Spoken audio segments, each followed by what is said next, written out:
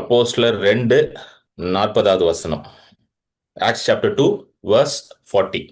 இன்னும் அநேக வார்த்தைகளாலும் சாட்சி கூறி மாறுபாடுள்ள இந்த சந்ததியை விட்டு விலகி உங்களை ரட்சித்துக் கொள்ளுங்கள் என்றும் புத்தி சொன்னான். ஆமென். ஹalleluya. ஸோ நம்ம தொடர்ந்து செவ்வாய்க்கிழமையில அப்போஸ்தலர் நடபடிகள்ல இருந்து ஒவ்வொரு சாப்டரா ஒவ்வொரு வசனமா நம்ம தேவனோட வார்த்தையை நம்ம வாசித்து தியானம் பண்ணிட்டு இருக்கிறோம். ரொம்ப நல்லா அருமையா இருக்கு. நிறைய காரியங்களை டீப்பா கற்றுக்கொள்ள முடியுது. ஸோ இந்த பைபிள் ஸ்டடி ரொம்ப முக்கியம். வேதத்தை எடுத்து அதை படிச்சு அதை தியானம் பண்றது இட்ஸ் இட்ஸ் வெரி இம்பார்ட்டன்ட். ரொம்ப முக்கியமா இருக்குது. ஏன்னா டீப்பா நிறைய காரியங்கள் நம்ம கற்றுக்கொள்ள முடியும். அது கற்றுக்கொள்றதன் மூலமாக கடவுள் எவ்வளவு நல்லவர், கர்த்தர் எவ்வளவு நல்லவர் என்பதை நம்ம அறிந்து கொள்கிறோம். ஆமென். ஸோ இந்த 2 சாப்டர்லயே ஆண்டவர் எவ்வளவு நல்லவர்ன்றதை நிறைய இடத்துல நம்ம பார்த்துட்டோம். ஆமென். ஸோ நம்ம தொடர்ந்து இதை நிறைய பார்க்க போறோம் அப்போஸ்தலர் நடபடிகள்ல. ஸோ இந்த வசனம் 2:40 போன வாரம் வரைக்கும் 2:39 வரைக்கும் முடிச்சோம். ஸோ பேதுரு எழும்பி பிரசங்கம் பண்றாரு. பரிசுத்த ஆவியானவர் ஊற்றப்படுகிறாரு. அப்போஸ்தலர் 2:1 வாசித்தோம். பேதுரு எழும்பி பிரசங்கம் பண்றாரு. அப்ப எல்லாரோட இருதயத்திலையும் ஒரு கன்விக்ஷன் உண்டாகுது. இயேசு நம்ம இப்படி சிலுவையில் அடிச்சிட்டோமே அப்படின்னு சொல்லி ஒரு கன்விக்ஷன் உண்டாகுது அவங்களுக்கு.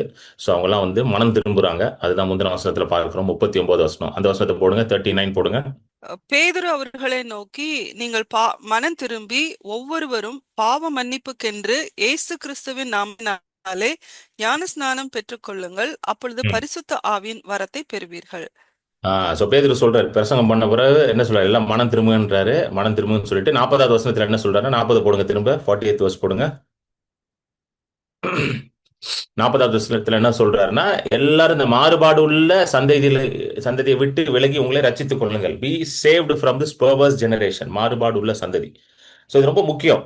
ஸோ ரட்சிக்கப்பட்டவர்களுக்கு இது ரொம்ப முக்கியமான ஒரு காரியமா இருக்குது. ஸோ நம்ம ரட்சிக்கப்பட்ட பிறகு நாம எப்படி வாழ்றோம்ன்றது ரொம்ப முக்கியம். ரட்சிக்கப்படுகிறோம், விசுவாசத்தினால தான் ரட்சிக்கப்படுறோம். So salvation is by faith only. So இயேசுவை ஒருத்தர் ஏற்றுக்கொள்ளும் பொழுது, அவர் விசுவாசிக்கும் பொழுது, தன் பாவங்கள் எல்லாம் இயேசு மன்னித்துட்டார் என்று விசுவாசிக்கும் பொழுது அந்த ரட்சிப்பின் அனுபவம் அவருக்கு உண்டாகுது. ஆனா அதுக்கப்புறம் நம்ம எப்படி இந்த உலகத்துல வாழ்றோன்றது ரொம்ப முக்கியமா இருக்கு. It is very important how we live after our born again experience. நம்ம ரட்சிப்புக்கு அப்புறம் எப்படி இருக்கிறோம், எப்படிப்பட்ட நபர்களோட நம்ம ஐக்கியம் வச்சிருக்கிறோம், ஃபெலோஷிப் வச்சிருக்கிறோம். ஸோ நல்லா புரிஞ்சுக்கோங்க, உலகத்துல தான் நம்ம இருக்கிறோம். உலகத்துல இருக்கிற மக்களை டெய்லி நம்ம சந்திக்க வேண்டியதா இருக்கு. அதை பத்தி இங்க போடல, அதை பத்தி இங்க எழுத போடல. நம்ம உலகத்துல இருக்கிறோம், வேலைக்கு போறோம், பிஸ்னஸ் பண்றோம், ஊழியம் பண்றோம், எல்லாம் பண்றோம். உலகத்தோட மக்களோட தான் நம்ம என்ன பண்றோம், கலந்து இருக்கிறோம். ஆனால் ஐக்கியம் என்பது வேற. Fellowship is different. புரியுதுங்களா? அது நல்லா புரிஞ்சுக்கணும். ஸோ உலகத்தோட கலக்கக்கூடாதுன்னு தனியாலாம் வாழ முடியாது. அப்படி ஆண்டவர் வைக்கவே இல்லை. உலகத்துக்கு உப்பா இருக்கிறீங்க, உலகத்துக்கு வெளிச்சமா இருக்கீங்கன்னு தான் சொல்லியிருக்காரு. ஆனா அதாவது ஐக்கியம் டிஃப்ரெண்ட். ரிலேஷன்ஷிப் இருக்கலாம், ஆனா ஃபெலோஷிப் இஸ் டிஃப்ரெண்ட். ஸோ எப்படிப்பட்டவர்களோட ஐக்கியம் வச்சிருக்கணும். ஸோ அதுதான் இங்க பேதுரு எழுதுறாரு. அப்போஸ்தலர் பேதுரு என்ன சொல்றாருன்னா, இந்த மாறுபாடு உள்ள சந்ததியை விட்டு விலகி இருங்க, உங்களை ரட்சித்துக் கொள்ளுங்கள். B saved from this பெர்வர்ஸ் generation. அப்பனா அவர்களோட கலந்து இருக்காதீங்க, உலகத்தை போல யோசிக்காதீங்க, உலகத்தை போல சிந்திக்காதீங்க, அவர்களை போல உங்களுடைய என்ன இருக்க வேண்டாம், சிந்தனைகள் இருக்க வேண்டாம். இதை பவுலும் எழுதுறாரு. ரோமர் 12:2 பவுல் எப்படி எழுதுறாருன்னா, போடுங்க, ரோமர் 12:2.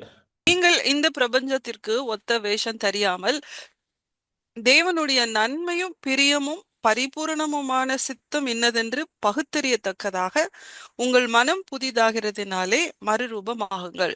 இந்த உலகத்திற்கு, இந்த பிரபஞ்சத்திற்கு ஒத்த வேஷம் தெரியாமல். சோ பவுல் என்ன சொல்றாருன்னா, இந்த உலகத்தை போல இருக்காத, to not be conformed to this வேர்ல்ட்னா, உலகத்தோட சேர்ந்து உலகத்தை போல யோசிச்சு உலகத்தை போல வாழ்ந்து கொண்டிருக்காத, உலகத்தை போல பேசி கொண்டிருக்காத, உலகத்தை போல விசுவாசிச்சுட்டு இருக்காத. So basically don't live like the world, don't think like the world, don't act like the world.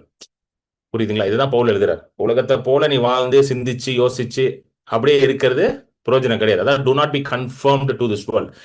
இந்த பிரபஞ்சத்திற்கு ஒத்த வேஷம் தெரியாமல் சொல்லிட்டு உங்கள் மனம் புதிதாகிறதுனாலே மறுரூபமாகுங்கள். But be transformed by the renewing of your mind. Transform ஆகுங்கன்னு சொல்றாரு பவுல். டிரான்ஸ்ஃபார்ம் ஆகுங்க. டிரான்ஸ்ஃபார்ம் எப்படி நடக்குமா? ரெனியூவல் ஆஃப் மைண்ட், மனம் புதிதாகிறதுனால மறுரூபமாகிறோம். மனம் புதிதாக புதிதாக தான் அந்த மறுரூபம் உண்டாகுது. ஸோ மனம் எப்படி புதிதாகும்னா தேவனுடைய வார்த்தையின் மூலமாக தான் புதிதாகும். ஸோ மனம் புதிதாகும் பொழுது தேவனுடைய நன்மையும் பிரியமும் பரிபூர்ணமான சித்தம் இன்னதென்பதை நீங்கள் பகுத்தறியத்தக்க அந்த திறன் உங்களுக்கே உண்டாகும். இன்னைக்கு அநேகர் வந்து தேவனுடைய சித்தத்தை எப்படி அறிந்து கொள்வதுன்னு கேட்கறாங்க. தேவனுடைய சித்தம் அவங்களுக்கு புரிய மாட்டேங்குது. ஏனென்றால் மனம் புதிதாகாமல் இருக்கிறதுனால. அவர்கள் மறுரூபமாகல, ஏன்னா மனம் புதிதாகல. மனம் புதிதானதா மறுரூபம் உண்டாகும். ரட்சிக்கப்பட்டிருக்கிறாங்க, ஆவியில முழுமையாக இருக்கிறாங்க. ஆனா மனம் எப்படி இருக்கு? பழைய மாதிரியே யோசிக்குது. அப்ப இருந்தமா அப்படியே தான் இருக்கிறாங்க. ஒன்னும் பெருசா ஒன்னும் பெரிய மாற்றம் இல்லை. சில காரியங்கள் மாறி இருக்கலாம், ஆனா பெரிய மாற்றம் கிடையாது. அதனாலதான் என்ன ஆகுது? உலகத்தை போலவே வாழ்ந்து கொண்டிருக்கிறார்கள். ஸோ அதான் பவுல் சொல்றாரு, பிரபஞ்சத்திற்கு ஒத்த வேஷம் அப்படின்னா அவர்களை போல வாழாதீங்கன்ற. ஸோ இதுதான் பேதுருவும் எடுத்து எங்க பேசுறாரு? அப்போஸ்தலர் 2:40 திரும்ப போட்டுருங்க. இந்த பொல்லாத சந்ததியிலிருந்து உங்களை ரட்சித்துக் கொள்ளுங்கள். அப்போஸ்தலர் 2:40 போடுங்க. ரட்சித்துக் கொள்ளுங்கள். மாறுபாடு உள்ள பர்வர்ஸ்னா விக்கெட் அப்படின்னு அர்த்தம். அந்த வார்த்தை பர்வர்ஸ்னா wicked, crooked generation, wicked generation அப்படின்னா தேவனுக்கு எதிராக இருக்கிற ஒரு சந்ததி, தேவனுடைய காரியங்களுக்கு எதிராக இருக்கிற சந்ததி, தேவனுக்கு கீழ்ப்படியாத ஒரு சந்ததி. அதை விட்டு உங்களை ரட்சித்துக் கொள்ளுங்கள். இது ரொம்ப முக்கியம். இப்ப நான் வந்து ரட்சிக்கப்பட்ட பொழுது எனக்கு அநேக நண்பர்கள் உண்டு. என்னோட காலேஜ் டேஸ்ல இருந்து வரும்போது நிறைய ஃப்ரெண்ட்ஸ் உண்டு. நல்லா பயங்கரமா ஊர் சுத்துவோம், போகாத இடம் கிடையாது, அந்த மாதிரி சுத்திக்கிட்டு இருந்தோம். ஆனா ரட்சிக்கப்பட்ட பிறகு ஆண்டவர் வந்து தெளிவா என்னை வந்து அவர்களை விட்டு விலகி வர சொல்லிட்டார்.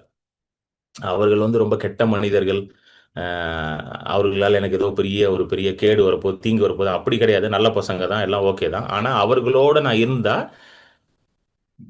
உலகத்தை போலதான் நான் வாழ்ந்துகிட்டே இருக்கணும். அதற்காக கர்த்தர் என்ன பண்ணார்? என்ன, நீ வந்து அவங்கள விட்டு விலகி வான்னு சொன்னார். இது தெளிவா ஆண்டவர் சொன்னார். அவங்கள விட்டு விலகி வர்றதற்கான பலனும் எனக்கு கிடையாது. என்னுடைய சுயத்துல நான் அதை செஞ்சிருக்க முடியாது. ஆண்டவருடைய பலன் எனக்குள்ள இருந்ததுனாலதான், அவருடைய சுய கட்டுப்பாடு எனக்குள்ள இருந்ததுனாலதான், இச்சை அடக்க எனக்குள்ள இருந்ததுனாலதான், அவர் எனக்கு அந்த செல்ஃப் கண்ட்ரோலை கொடுத்ததுனாலதான் என்னால அங்கிருந்து விலக முடிச்சு. ஹல்லேலூயா. ஏன்னா அவ்வளவு க்ளோஸா இருந்தோம், காலேஜ்ல இருந்து ஃப்ரெண்ட்ஸா இருக்கிறோம், பயங்கரமா சுத்திக்கிட்டு இருந்தோம், எல்லாம் பண்ணிக்கிட்டு இருந்தோம். ரட்சிக்கப்பட்டோன்னா ஆண்டவர் அவங்கள விட்டு எல்லாம் விலகி வர சொன்னார். அது வந்தது ஃபர்ஸ்ட் எனக்கே ஏன் ரொம்ப கஷ்டமா இருந்துச்சு. ஏன்னா எல்லாத்தையும் விட்டுட்டு ஒரு ஃப்ரெண்டே இல்லாத ஒரு நிலைமைக்கு உள்ள போயிட்டேன். நடுவில் ஃப்ரெண்ட்ஸே இல்லாம இருந்தாங்க, யாருமே இல்லை. என்னடா அது இப்படி இருக்குன்ட்டு. ஆனா அதுக்கப்புறம் தான் புரிஞ்சு, அங்க இருந்திருந்தேன்னா ஆவிக்குரிய வாழ்க்கையில வளர்ந்தே இருக்க முடியாது, கிறிஸ்துவ நான் என்ன அறிந்து கொண்டு இருக்கவே முடியாது. இன்னும் நான் என்ன ரட்சிக்கப்பட்டு உலகத்தை போல வாழ்ந்துட்டு இருந்திருப்பேன். புரியுதுங்களா? ரட்சிக்கப்பட்டிருப்பேன், எல்லாம் ஓகே தான், ஞானஸ்தானம் எடுத்திருப்பேன், எல்லாம் ரைட்டு தான். ஆனா எப்படி இருந்திருப்பேன்? நார்மலா வாழ்ந்திருப்பேன். ஸோ ரட்சிக்கப்பட்டு ஞானஸ்தானம் எடுக்கிறது என்னது? நார்மலா வாழ்றதுக்காகவா? கிடையாது. ஆண்டவர் நமக்காக ஒரு ஒரு சூப்பர் நேச்சுரல் லைஃப் ஸ்டைல் வச்சிருக்காரு. அந்த வாழ்க்கையை வாழ்றதுக்கு தான் ஆண்டவர் இவ்வளவு பெரிய பாடுகளை ஏற்றுக்கொண்டார். சிலுவையில எல்லா பாவத்தையும் அவர் சுமந்தார். ஸோ ரட்சிக்கப்பட்டு ஞானஸ்தானம் எடுத்து எல்லாம் செஞ்சு திரும்பவும் வியாதியிலே வாழணும், திரும்பவும் கடன் பிரச்சனையிலே வாழணும், திரும்பவும் ஒரு இப்படியே இருக்கணும், ஒரு தோல்வியான வாழ்க்கையில வாழ்றதுக்கு தான் ரட்சிக்கப்படணுமா? அதுக்கு தான் ஞானஸ்தானம் எடுக்கணுமா? கிடையாது. கண்டிப்பா நான் நம்புறேன், கிடையாது. ரட்சிக்கப்பட்டு ஞானஸ்தானம் எடுக்கிறேன்னா ஏதோ ஒரு பெரிய நோக்கத்தை ஆண்டவர் வச்சிருக்கிறார். அதனால தான் இவ்வளவு பெரிய காரியத்தை நம்ம வாழ்க்கையில அவர் செய்யறாரு. ஹல்லேலூயா. ஆமென். ஸோ இதுதான் வந்து being saved from a பெர்வர்ஸ் generation. So நம்ம வந்து அவரிடத்துல இருந்து நம்மளை ரட்சித்துக் கொள்ள வேண்டும், நம்மளை காப்பாற்றிக் கொள்ள வேண்டும். அது நம்மளுடைய பொறுப்பு. இது ஆண்டவர் வந்து நம்மளுக்கு வார்னிங் கொடுப்பாரு.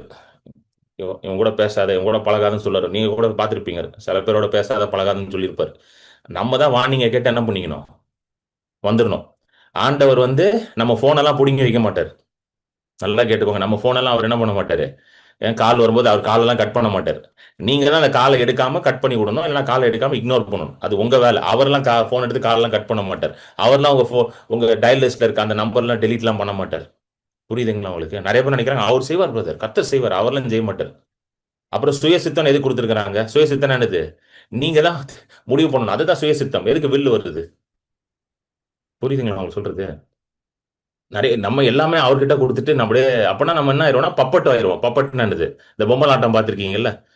அந்த பொம்மை வந்து அந்த இவன் சொல்றதெல்லாம் செய்யும். நம்ம வந்து அப்படி ஆண்டவர் படைக்கல. நமக்கு வந்து ஒரு அறிவை கொடுத்திருக்காரு, புத்தியை கொடுத்திருக்கிறாரு, சிந்திக்கிற ஒரு தன்மையை கொடுத்திருக்கிறாரு, நான் சித்தம் கொள்ற ஒரு இதை பவர் கொடுத்திருக்கிறாரு, வில் பவர் கொடுத்திருக்கிறாரு. அதை வச்சுதான் நம்ம என்ன பண்றோம்? வாழ்றோம். ஸோ ஆண்டவர் சொல்றதை கேட்டு நம்ம முடிவு பண்ணி வாழ்றோம். கேட்டு அதன்படி செய்யாமையும் வாழ முடியும் நம்மளால. கரெக்டா இல்லையாங்க? அவர் சொன்னதை கேட்டு, நல்லா கேட்டு செய்யாமையும் வாழ முடியுமா? முடியாதா? 100% முடியுங்க. பைபிள் நிறைய பேர் அப்படி வாழ்ந்துருக்காங்க. தெளிவா சொல்லுவாரு, அதுக்கு ஆப்போசிட்டா போய் செய்வானுங்க. சோ அதுக்கு ஆண்டவர் காரணமா? ஆண்டவர் காரணம் கிடையாது. அவனுடைய கீழ்ப்படியாமை, ஹிஸ் டிசோபீடியன்ஸ். ஆமென். சோ இந்த இதுல இருந்து நம்ம தான் நம்மளை ரட்சித்துக் கொள்ளணும். இதை வந்து சங்கீதக்காரர் வந்து சங்கீதம் 1லயே எழுதுறாரு. சங்கீதம் 1 வந்து இப்படிதான் ஸ்டார்ட் ஆகுது. சங்கீதம் 1:1 படிங்க சிஸ்டர். சாம்ஸ் 1:1. துன்மார்க்கனுடைய ம், துன்மார்க்கருடைய ஆலோசனையில் நடவாமலும், ம். பாவிகளுடைய வழியில் நில்லாமலும், பரியாசக்காரர் உட்காரும் இடத்தில் உட்காராமலும், போதும் போதும் கர்த்தருடைய போதும் வேதத்தில் போதும் போதும் பிரியமாயிருந்து. போதும் போதும் போதும் போதும் போதும். துர்மார்க்கனுடைய ஆலோசனை நடவாமலும் என்னது, பாவிகளுடைய வழியில் நிற்காமலும், பரியாசருடைய உட்காரும் இடத்தில் உட்காரும். புரியுதுங்களா? நடவாமல், நிற்காமல், உட்காராமல். Walk, stand, sit. ஃபர்ஸ்ட் எப்படி ஸ்டார்ட் ஆகுது? ஒரு இடத்துக்கு நடந்து போறோம், அப்புறம் அங்க போய் நிக்கிறோம், அப்புறம் அங்க போய் உட்காந்துறோம். அப்படிதானே எல்லாம் ஸ்டார்ட் ஆகுது. கரெக்டா இல்லையாங்க? ஃபர்ஸ்ட் ஒரு இடத்துக்கு போகணும், அதுக்கு நடந்து போகணும், டிராவல் பண்ணி போறோம், அப்புறம் போய் அங்க நிக்கிறோம், அப்புறம் அங்க உட்காந்து அங்கேயே செட்டில் ஆயிரும். ஸோ அவர் என்ன சொல்றாருன்னா, எப்பா இந்த உலகத்தை போல நீ என்ன பண்ணக்கூடாது, வாழக்கூடாது. இப்படியே நடந்து போய் என்ன பண்ணக்கூடாது,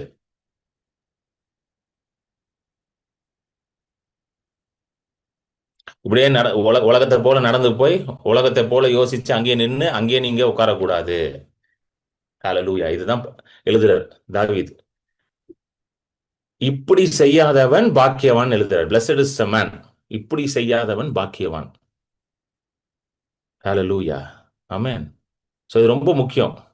எப்படி நம்ம வாழ்றோம், எதை பின்பற்றுகிறோம், தேவனுடைய வார்த்தையை பின்பற்றுகிறோமா, தேவனுடைய ஆலோசனையை கேட்கிறோமா, தேவனுடைய சத்தத்தை கேட்கிறோமா, அதற்கு கீழ்ப்படுகிறோமா, இல்ல உலகத்தை போல யோசிக்கிறோமா, உலகத்தை போல ரியாக்ட் பண்றோமா, இல்ல அவர்கள் செய்யற மெத்தடை நம்மளும் யூஸ் பண்ணிட்டு இருக்கோமா அப்படின்றது ரொம்ப முக்கியமா இருக்கு.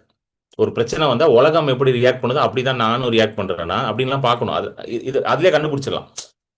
இப்போ ஒரு பிரச்சனை வருதுன்னா உலகம் எப்படி ரியாக்ட் பண்ணுதோ அப்படியே நீங்களும் ரியாக்ட் பண்ணீங்கன்னா என்ன அர்த்தம்? இன்னும் மறுரூபமாகலாம். மனம் புதிதாகவில்லை, மறுரூபம் ஆகவில்லை. நீங்க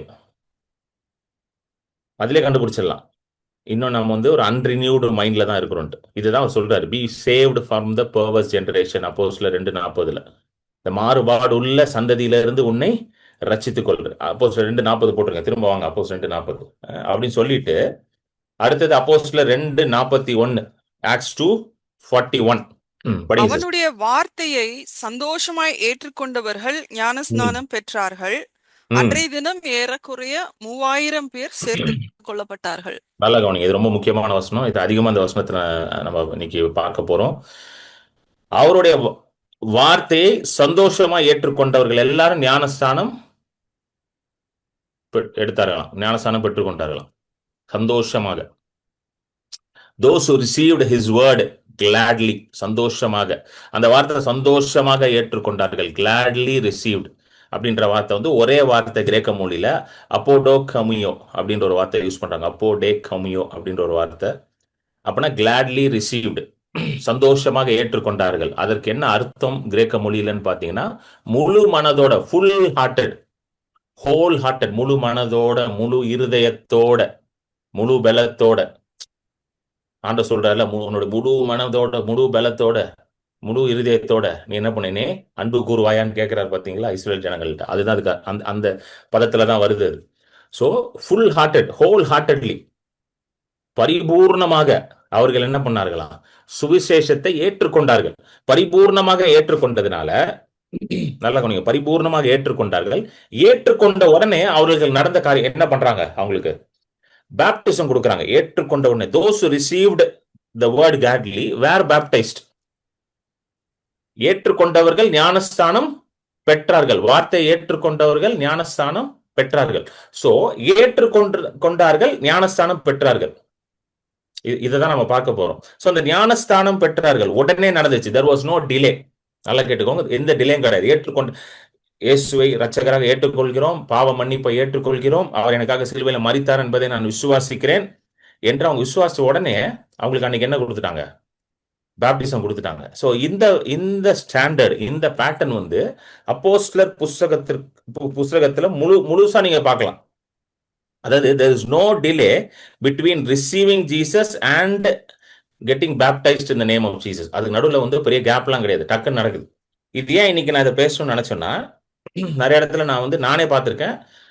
சில பேர்லாம் சொல்லியிருக்காங்க ரட்சிக்கப்பட்டேன், ஆனா வந்து என்னை வந்து ஒரு 6 மாசம் வெயிட் பண்ண சொல்லிட்டாங்க, ஒரு வருஷம் வெயிட் பண்ண சொல்லிட்டாங்க. நாங்க பார்ப்போம், நீ ஒழுங்கா இருக்கியான்னு பார்ப்போம், அதுக்கப்புறம் என்ன பண்ணுவோம் உனக்கு பேப்டிசம் கொடுப்போம். கேள்விப்பட்டிருக்கீங்களா? அதெல்லாம் இந்த மாதிரிலாம் சொல்லியிருக்காங்க. அவங்களும் என்ன நினைச்சுக்கிறாங்கன்னா, ஆமா கொஞ்சம் நம்ம வந்து ரசிக்கப்பட்ட பிறகு நம்ம என்ன பண்ணணும், வெயிட் பண்ணி அவர் எல்லாம் பார்த்து ரிப்போர்ட் கார்டெலாம் போட்டு கொடுப்பாங்க, நல்லா மார்க் வாங்கினா தான் என்ன கொடுப்பாங்க, பேப்டிசம் கொடுப்பாங்க. கிடையாது. நல்லா புரிஞ்சுக்கோங்க, பேப்டிசம்னா என்ன அப்படின்றது நல்லா புரிஞ்சுக்கோங்க. பேப்டிசம் வந்து உங்க பெர்ஃபார்மன்ஸ் வச்சு கொடுக்கறது இல்ல. நீங்க எவ்வளவு நல்லா பெர்ஃபார்ம் பண்றீங்களோ அதை வச்சு பேப்டிசம், பெர்ஃபார்மன்ஸ் வச்சு பேப்டிசம் கொடுக்கணும்னா இந்த உலகத்துல எவனுமே பேப்டிசம் எடுக்க முடியாது. புரியுதுங்களா இல்லையா? ஒருத்தரும் பேப்டிசம் எடுக்க முடியாது. எதை வச்சு நீங்க பெர்ஃபார்மன்ஸை வந்து நீங்க கேஜ் பண்ணுவீங்க? எதை வச்சு பெர்ஃபார்மன்ஸை மெஷர்? இப்போ பெர்ஃபார்மன்ஸ்னா அதுக்கு ஒரு மெஷரிங் ஸ்டிக் இருக்குல்ல, ஒரு ஸ்டாண்டர்ட் இருக்குல்ல. இப்போ ஸ்கூல்ல வந்து பெர்ஃபார்மன்ஸை வந்து கிரேட் பண்றாங்க. எப்படி பண்றாங்க? 100 மார்க், 100 மார்க்குக்கு எவ்வளவு மார்க்கோ அதுக்கு ஏற்ற மாதிரி உங்க பெர்ஃபார்மன்ஸ். 90 எடுத்த 95 எடுத்தானா வெரி குட் எக்ஸலன்ட் பெர்ஃபார்மர் போடுறாங்களா?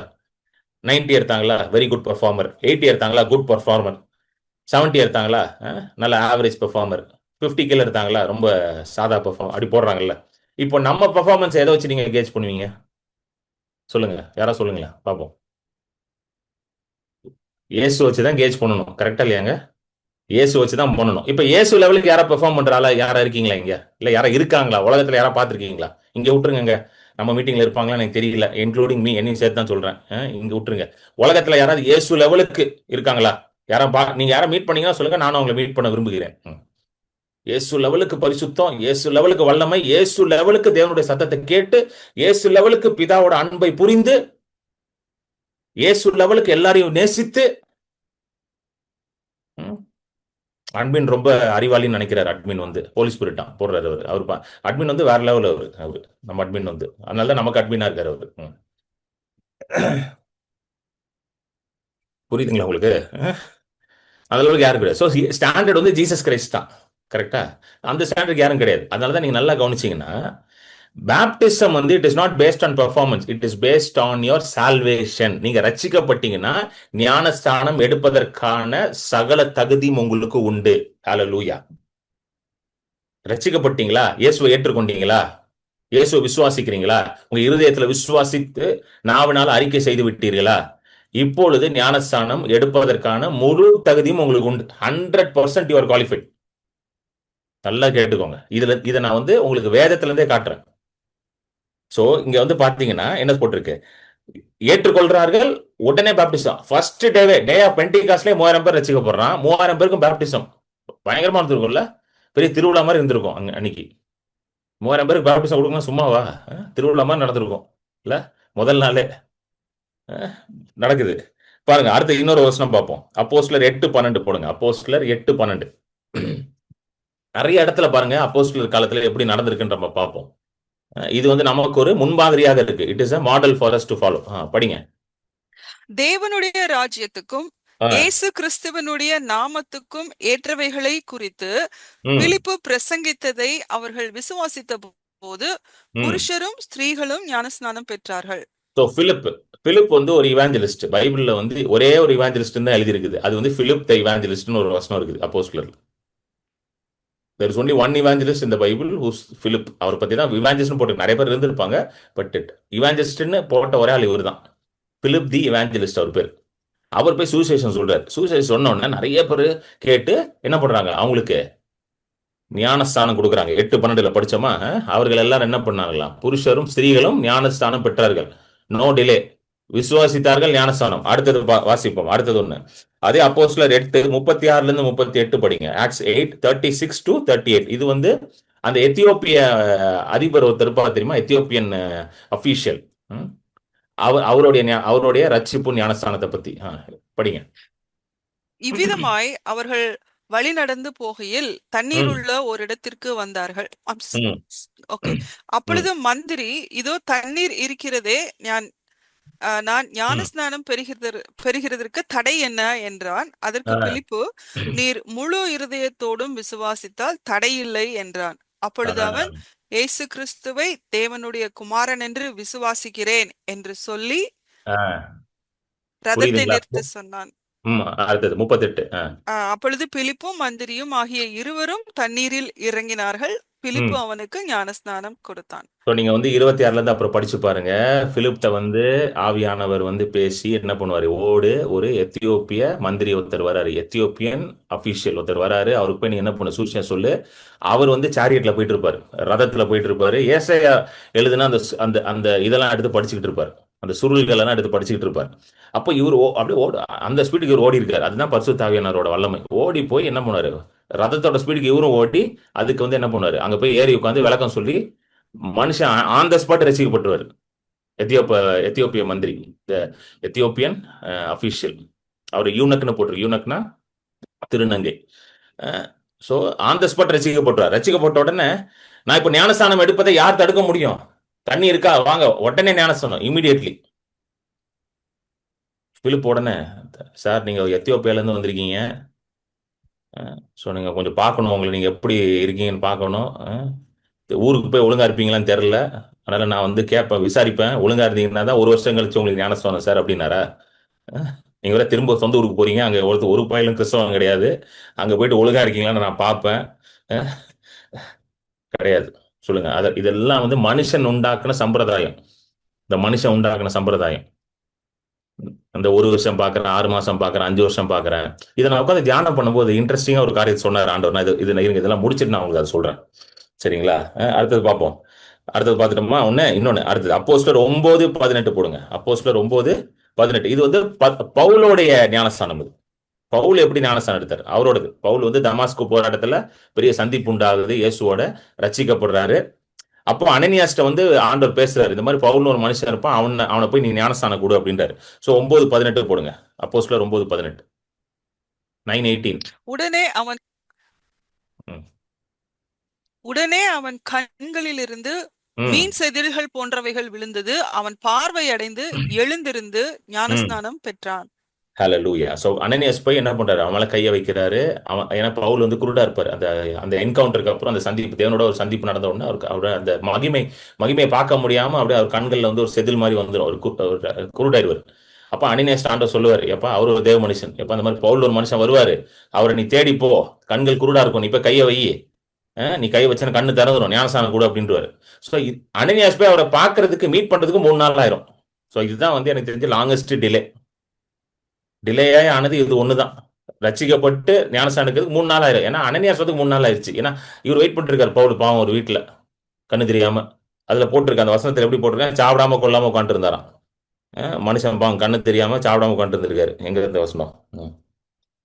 9வது வசனம், 9th verse படிங்க. அப்போஸ்தலர் 9:9.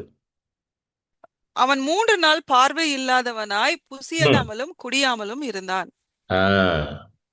புரியுதுங்களா? சோ அனனியாஸ் வந்து அவரை பார்க்கறதுக்கு 3 நாள் ஆயிடுச்சு. தமஸ்குவிலே போதும் சிஸ்டர், வேண்டாம். வந்து பார்க்கறதுக்கு 3 நாள் ஆயிடுச்சு. வந்து ரசிக்கப்படுறாரு, 3ஆவது நாள்ல ஞானஸ்தானம். அடுத்தது வாங்க, அப்போஸ்தலர் 10:47, 48. இது வந்து கொர்நேலிய வீடு. கொர்நேலியஸ் வீட்டுல வந்து பேதுரு என்ன பண்றாரு, சுவிசேஷத்தை பிரசங்கிக்கிறார். ஆண்டவர் அனுப்புறாரு அவரை. ஒரு தூதன் வந்து ஒரு தரிசனத்தை கொடுத்து என்ன பண்றாரு, அனுப்புறாரு. சோ படிங்க 47, 48. அப்பொழுது பேதுரு, நம்மை போல இவர்களும் ஞானஸ்நானம் பெறாதபடிக்கு எவனாகிலும் தண்ணீரை விலக்கலாமா என்று சொல்லி கர்த்தருடைய நாமத்தினாலே அவர்களுக்கு ஞானஸ்நானம் கொடுக்கும்படி கட்டளையிட்டான். அப்பொழுது சில நாள் அங்கே தங்கும்படி அவனை வேண்டிக் கொண்டார்கள். அடுத்தது படிச்சிங்க, 48 படிச்சிங்களா? ஓகே. சோ என்ன நடக்காங்கன்னு பாத்தீங்கன்னா, பேதுரு வந்து பிரசங்கம் பண்ணிட்டு இருக்காரு. பிரசங்கம் பண்ணிட்டு ஆண்டவரை பத்தி சுவிசேஷத்தை அறிவிக்கும் பொழுது 44 படிங்க. 44. இந்த வார்த்தைகளை பேதுரு பேசிக் கொண்டிருக்கையில் வசனத்தை கேட்டவர்கள் யாவர் மேலும் பரிசுத்த ஆவியானவர் இறங்கினார். பிரசங்கம் பண்ணி கொண்டிருக்கும் பொழுதே பிரசங்கம் பண்ணிட்டு இருக்காரு, வசனத்தை கேட்டுட்டு இருக்காங்க, பரிசுத்த ஆவியானவர் மேல வந்து இறங்கிட்டாரு. இதுதான் ஆண்டவருடைய குணாதிசயம். This is the goodness of God. ஆண்டவர் எவ்வளவு நல்லவர்ன்றதுக்கு இது ஒரு சாட்சி. அது இவங்க எல்லாருமே வந்து யாருமே யூதர்கள் கிடையாது. அந்த காலத்துல வந்து யூதர்கள்லாம் என்ன நினைச்சிட்டு இருந்தாங்கன்னா, எஸ்பெஷலி பேதுரு அப்படிதான் நினைச்சிட்டு இருந்தாரு, ரட்சிப்பு யூதர்களுக்கு மட்டும்தான், இயேசு யூதர்களுக்காக மட்டும்தான் வந்தாரு, அவர் யூத ராஜசிங்கம், அவரு மற்றவர்களுக்கு அவர் வரலன்னு நினைச்சிட்டு இருந்தாங்க. அதை உடைச்சார் ஆண்டவர். பேதுருவை வந்து எதுக்கு கொர்நேலிய வீட்டுக்கு அனுப்புனாருன்னா, கொர்நேலிய வந்து யூதர் கிடையாது, அவர் ஒரு புறஜாதி ஜென்டைல். அவர் ரோம ரோம சாம்ராஜ்யத்துல ஒரு ஒரு முக்கியமான போஸ்ட்ல இருக்கிறார் அவர். ஒரு ஒரு அபிஷியல் ரோமன் கவர்மெண்ட்ல. அவர் வீட்டுக்கு அனுப்பி ஒரு யூதன் ஒரு புறஜாதி வீட்டுக்கு போய் பிரசங்கம் பண்றதெல்லாம் கிடையாது அந்த காலத்துல. எப்போ நான் சொல்றது ஆதி திருச்சபையில பேதுரு ஊழியம் பண்ணிட்டு இருந்த போது. ஏன்னா பேதுரு பிரதானமா வந்து யூதர்களுக்கு தான் ஊழியம் பண்ணாரு. பவுல் தான் புறஜாதிகளுக்கு போய் ஊழியம் பண்ணாரு. ஸோ ஆண்டவர் அதை உடைக்கிறாரு. இல்ல எல்லாருக்கும் சுவிசேஷம் அப்படின்னு சொல்லி உடைக்கிறாரு. அதை நான் எல்லாருக்கும் கர்த்தரா இருக்கிறேன், தேவனா இருக்கிறேன். கிறிஸ்து எல்லாருக்காக தான் மரிச்சாரு, எல்லாருக்காக தான் ரத்தம் சிந்தினார், முழு உலகத்தையும் ரட்சிக்க வந்தாரு, ஒருத்தர் கூட என்ன பண்ணக்கூடாது, கெட்டு போகக்கூடாது அப்படின்றத பேதுருக்கு புரிய வச்சு அனுப்பி விடுறாரு. அனுப்பி போய் பிரசங்கம் பண்ணிட்டாரு. பிரசங்கம் பண்ணிக்கிட்டு இருக்காரு, பரிசுத்த ஆவியானவர் உள்ள மேல வந்துட்டார். அதை பார்த்து எல்லாம் ஆச்சரியப்படுறாங்க. அடுத்த வசனத்தை படிங்க, 45 படிங்க. 45. அவர்கள் பல பாஷைகளை பேசுகிறதையும் தேவனை ம். புகழுகிறதையும் ஆ. பேதுருவோடே கூட வந்திருந்த விருத்த சேதனமுள்ள விசுவாசிகள் கேட்கும்போது ம். பரிசுத்த ஆவியின் வரம் புறஜாதிகள் மேலும் ம். பொழிந்தருளப்பட்டதை குறித்து பிரமித்தார்கள். 46வது வசனம் போட்டு புரியுதுங்களா? புறஜாதிகள் மேல எப்படி வந்துச்சு அப்படின்றத 46th verse புறஜாதிகள் மேல எப்படி இது வந்துச்சு அப்படின்றத அவர்கள் பார்த்து பிரமித்தடைந்தார்களாம். ஏன்னா யூதர்கள்லாம் என்ன நினைச்சாங்க, இயேசு நமக்கு மட்டும்தான், வேற யாருக்கும் கிடையாது அப்படின்னு நினைச்சாங்க. ஆண்டவர் கிடையாது, அப்படி கிடையாது, நான் எல்லாருக்கும் ஆண்டவரா இருக்கிறேன்னு சொன்னதை இங்க பேதுரு வழியாவே நிரூபிச்சு காட்டினார் அவர். உடனே என்னது பேப்டிசம். 47வது வசனம், 47 போடுங்க டக்குன்னு. Can any one forbid water for what these should not be baptised. அப்பொழுது பேதுரு, நம்மை போல பரிசுத்த ஆவியை பெற்ற இவர்களும் ஞானஸ்தானம் பெறாதபடிக்கு எவனாகிலும் தண்ணீரை விலக்கலாமா என்று சொல்லி. எவனாகிலும், கேன் எனி ஒன் ஃபோர்பிட் அப்படின்னு நிறுத்தணும். யாரும் தடை செய்ய முடியாது. ஞானஸ்தானம் எடுக்கிறது யாரும் தடை செய்ய முடியாது. இது ரொம்ப முக்கியமான பாயிண்ட் இது. ஹல்லேலூயா. எந்த காரணத்தை வச்சு ஒரு மனுஷனையும் நீ ஞானஸ்தானம் எடுக்கக்கூடாதுன்னு சொல்லவே முடியாது. அவர் ரட்சிக்கப்பட்டிருக்காரு, இயேசு விசுவாசிக்கிறாருன்னா ஃபுல்லி குவாலிஃபைடு அவர். நீங்க போயிட்டு நீ அப்படி இருக்கிற இப்படி இருக்கிற இந்த கதைலாம் கிடையாது. நல்லா கேட்டுக்கோங்க. ஞானஸ்தானம் எடுப்பதற்கு விசுவாசம் மட்டுமே போதும். எப்படி ரட்சிப்பை பெற்றுக் கொள்வதற்கு விசுவாசம் மட்டுமே போதுமோ அது போல ஞானஸ்தானத்துக்கும் அது மட்டும்தான். இப்ப ஞானஸ்தானம் வந்து பெர்ஃபார்மன்ஸ் வச்சுதான் எடுக்கணும்னா எனக்கே முதல்ல கொடுத்துருக்க கூடாது. கரெக்டா? நான் எப்பவுமே என்ன வச்சுதான் பார்ப்பேன் எல்லாத்துலயும். எனக்கே முதல்ல கொடுக்க கூடாது. நானே எடுத்துருக்க கூடாது. நான் 2007 எடுத்தேன்னு நினைக்கிறேன். 2007 8 எடுத்தேன் வாட்டர் பேப்டிசம். நானே எடுத்துருக்க கூடாது. நானே இயேசு மாதிரி இருந்தேன்னா 2007 இயேசு மாதிரியா இருந்தேன்னா தாடி வச்சிருந்தேன். கொஞ்சம் பெருசா தாடி வச்சிருந்தேன். 2007 போட்டோ பார்த்தா தெரியும் உங்களுக்கு. கொஞ்சம் கொஞ்சம் தாடிலாம் கொஞ்சம் நிறைய வச்சிருந்தேன். இந்த மாதிரி சின்ன தாடிலாம் பிறகு அது வேணா ஒத்துக்கிறேன். கொஞ்சம் இயேசு மாதிரி கொஞ்சம் தாடி வச்சிருந்தேன்ட்டு. ஆனா இயேசு மாதிரி இருந்தானு எனக்கு தெரியல. ஆண்டவர் ஒரு நாள் பேசினார் என்கிட்ட, நீ ஞானஸ்தானம் எடுக்கணும் அப்படின்னு பேசினார். ஏன்னா நான் வந்து கொஞ்சம் இந்த ஞானஸ்தானத்துக்கு வந்து கொஞ்சம் அகேன்ஸ்டா இருந்தேன். ஏன்னா நான் என்ன சொல்லிட்டு இருந்தேன்னா அதெல்லாம் முக்கியம் இல்லை அப்படின்லாம் பேசிட்டு இருந்தேன். அப்போ ஒரு நாள் ஆண்டவர் தெளிவா பேசினார் என்கிட்ட, நீ எடுத்தாகணும் பேசினார். சொன்ன உடனே அந்த அலைரி அடிச்சு போய் அடுத்த நாளே ஞானஸ்தானம் எடுத்துட்டேன். வெயிட்டே பண்ணலண்ணா. என் ஃப்ரெண்டுக்கு ஃபோன் பண்ண, ஒருத்தனுக்கு ஃபோன் பண்ணி, டேய் ஆண்டவர் ஞானஸ்தானம் எடுக்க ஏன்னா என் ஃப்ரெண்டு ரொம்ப நாளாக சொல்லிட்டு இருந்தான், ரொம்ப வருஷமா சொல்லிட்டு இருந்தான், ஞானஸ்தானம் எடுறான்னு. நான் அதெல்லாம் முடியாது. ஏன்னா நான் வந்து இந்த இந்த சின்ன வயசுல ஞானஸ்தானம் எடுத்திருப்பாங்களே, தெளிப்பு ஞானஸ்தானம், அதை எடுத்திருந்தேன். அது போதும்டா, என்ன எடுத்தாதான் பரலோகத்துக்கு போக முடியுமா, நமக்கு தான் பேச தெரியுமா நல்லா அப்படி இப்படின்னு பேசிக்கிட்டு இருந்தேன். அப்போ என் ஃப்ரெண்டு சொல்லிக்கிட்டே இருந்தா, எடுத்துடுறா அப்படின்னா நான் எடுக்காம சுத்திக்கிட்டு இருந்தேன். ஆனா ரசிக்கலாம் போட்டிருந்தேன், எல்லாம் பண்ணுவேன், எல்லாம் ஊழியெல்லாம் பண்ணுவேன், எல்லாம் பண்ணுவேன். ஆனா ஞானஸ்தானம் மட்டும், முழுக்க ஞானஸ்தானம் மட்டும் எடுக்காம இருந்தேன். ஒரு நாள் ஆண்டவர் தெளிவா பேசினார், நவம்பர் மாசம் 2007 2007 8ஆம் தேதி, சரியா ஞாபகம் வர மாட்டேங்க. போய் ஞானஸ்தானம் 9ஆம் தேதி, அது மட்டும் ஞாபகம் வருது. தெளிவா பேசினார், போய் எடுனா. நான் விட்டேன் பாரு, ஓட்டேன், டைரக்டா போனேன். ஒரு சபைக்கு போனேன். பாஸ்டர் ஞானஸ்தானம் கொடுங்க, ஒரு பேப்பர் கொடுத்தாரு, அப்போ ஃபில் பண்ணி அன்னைக்கே ஞானஸ்தானம். ஆனா அதுக்கப்புறம் என் வாழ்க்கையில பெரிய மாற்றங்கள் நடந்துச்சு, நிறைய ஆசீர்வாதங்கள் உண்டாச்சு, பெரிய முன்னேற்றங்கள். 2008 எக்ஸாக்ட்லி கரெக்ட், 2008 தான். ஆமா, பெரிய ஒரு முன்னேற்றம். அதுதான் கர்த்தருடைய கட்டளைக்கு கீழ்ப்படிறது ரொம்ப ரொம்ப முக்கியமா இருக்குது. Hallelujah. So it is a commandment from God. Baptism என்பது கர்த்தர் நம்ம கொடுக்கிற ஒரு கட்டளையாக இருக்கிறது. சோ நம்ம கீழ்ப்படிஞ்சா நிச்சயமா ஆசீர்வாதம் உண்டுங்க. நிச்சயமா உண்டு உங்களுக்கு ஆசீர்வாதம். ஹல்லேலூயா. இன்னைக்கு சில பேர் எடுக்காம கூட இருக்கலாம். இன்னைக்கு நான் சொல்றேன், தயவு செய்து போயிடுங்க. ஆண்டவர் உங்களோட பேசுறார், போய் எடுங்க. உங்க பாஸ்டர்ட்ட போய் பேசுங்க, எடுங்க. எதுவுமே தெரியலையா, எனக்கு ஃபோன் பண்ணுங்க, நான் உங்களுக்கு அரேஞ்ச் பண்றேன் எங்கேயாவது எடுக்கிறதுக்கு. ஆனா எடுத்துருங்க. கர்த்தருடைய கட்டளையை கீழ்ப்படிந்து அதை கை கொண்டால் நிச்சயமாக ஆசீர்வாதம் உண்டு. ஏன்னா நம்மளுடைய ஆண்டவர் நமக்கு பலன் அளிக்கிற தேவன். அவருக்கு கீழ்ப்படியும் பொழுது நிச்சயமா பலன் கொடுப்பாரு அவர். என் வாழ்க்கையில அனுபவிச்சேன் அந்த பலன். அதுக்கப்புறம் தான் என் வாழ்க்கையில் நிறைய காரியங்கள் நடந்துச்சு, பெரிய பெரிய காரியங்கள் நடந்துச்சு. ஹalleluya, ஆமென். சோ இங்க என்ன பார்த்தோம்? கொர்னேலியஸ் வீட்ல உடனே ஞானஸ்நானம், ரட்சிக்கப்படுறாங்க, உடனே ஞானஸ்நானம். அடுத்தது வாங்க, அப்போஸ்தலர் 16, லிடியான்னு ஒரு ஸ்திரீ, மேசிடோனியா என்ற அந்த இடத்துல, பிலிப்பாய் என்ற ஒரு பட்டணத்துல, அப்போஸ்தலர் 16, 15, 16, ஆக்ட்ஸ் 16, 15, 16. அவளும் அவள் வீட்டாரும் ஞானஸ்நானம் பெற்ற பின்பு அவள் எங்களை நோக்கி, நீங்கள் என்னை கர்த்தரிடத்தில் விசுவாசம் உள்ளவள் என்று எண்ணினால் என் வீட்டிலே வந்து தங்கியிருங்கள் என்று எங்களை வருந்தி கேட்டுக்கொண்டால், நாங்கள் ஜெபம் பண்ணுகிற இடத்துக்கு போகையில் போதும் போதும் போதும், அவ்வளவுதான்.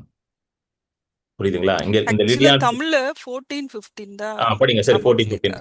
14, 15 படிங்க. அப்பொழுது தியத்தீரா ஊராளும் இரத்தாம்பரம் விற்கிறவளும் தேவனை வணங்குகிறவளுமாகிய லீதியாள் என்னும் பேருள்ள ஒரு ஸ்திரீ கேட்டுக்கொண்டிருந்தாள். பவுல் சொல்லியவைகளை கவனிக்கும்படி கர்த்தர் அவள் இருதயத்தை திறந்தருளினார்.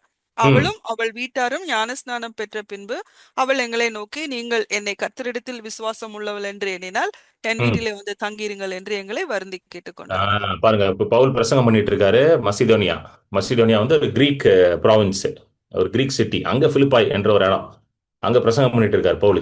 கிரேக்க ஸ்திரீ, யூத ஸ்திரீ கிடையாது, கிரேக்க ஸ்திரீ.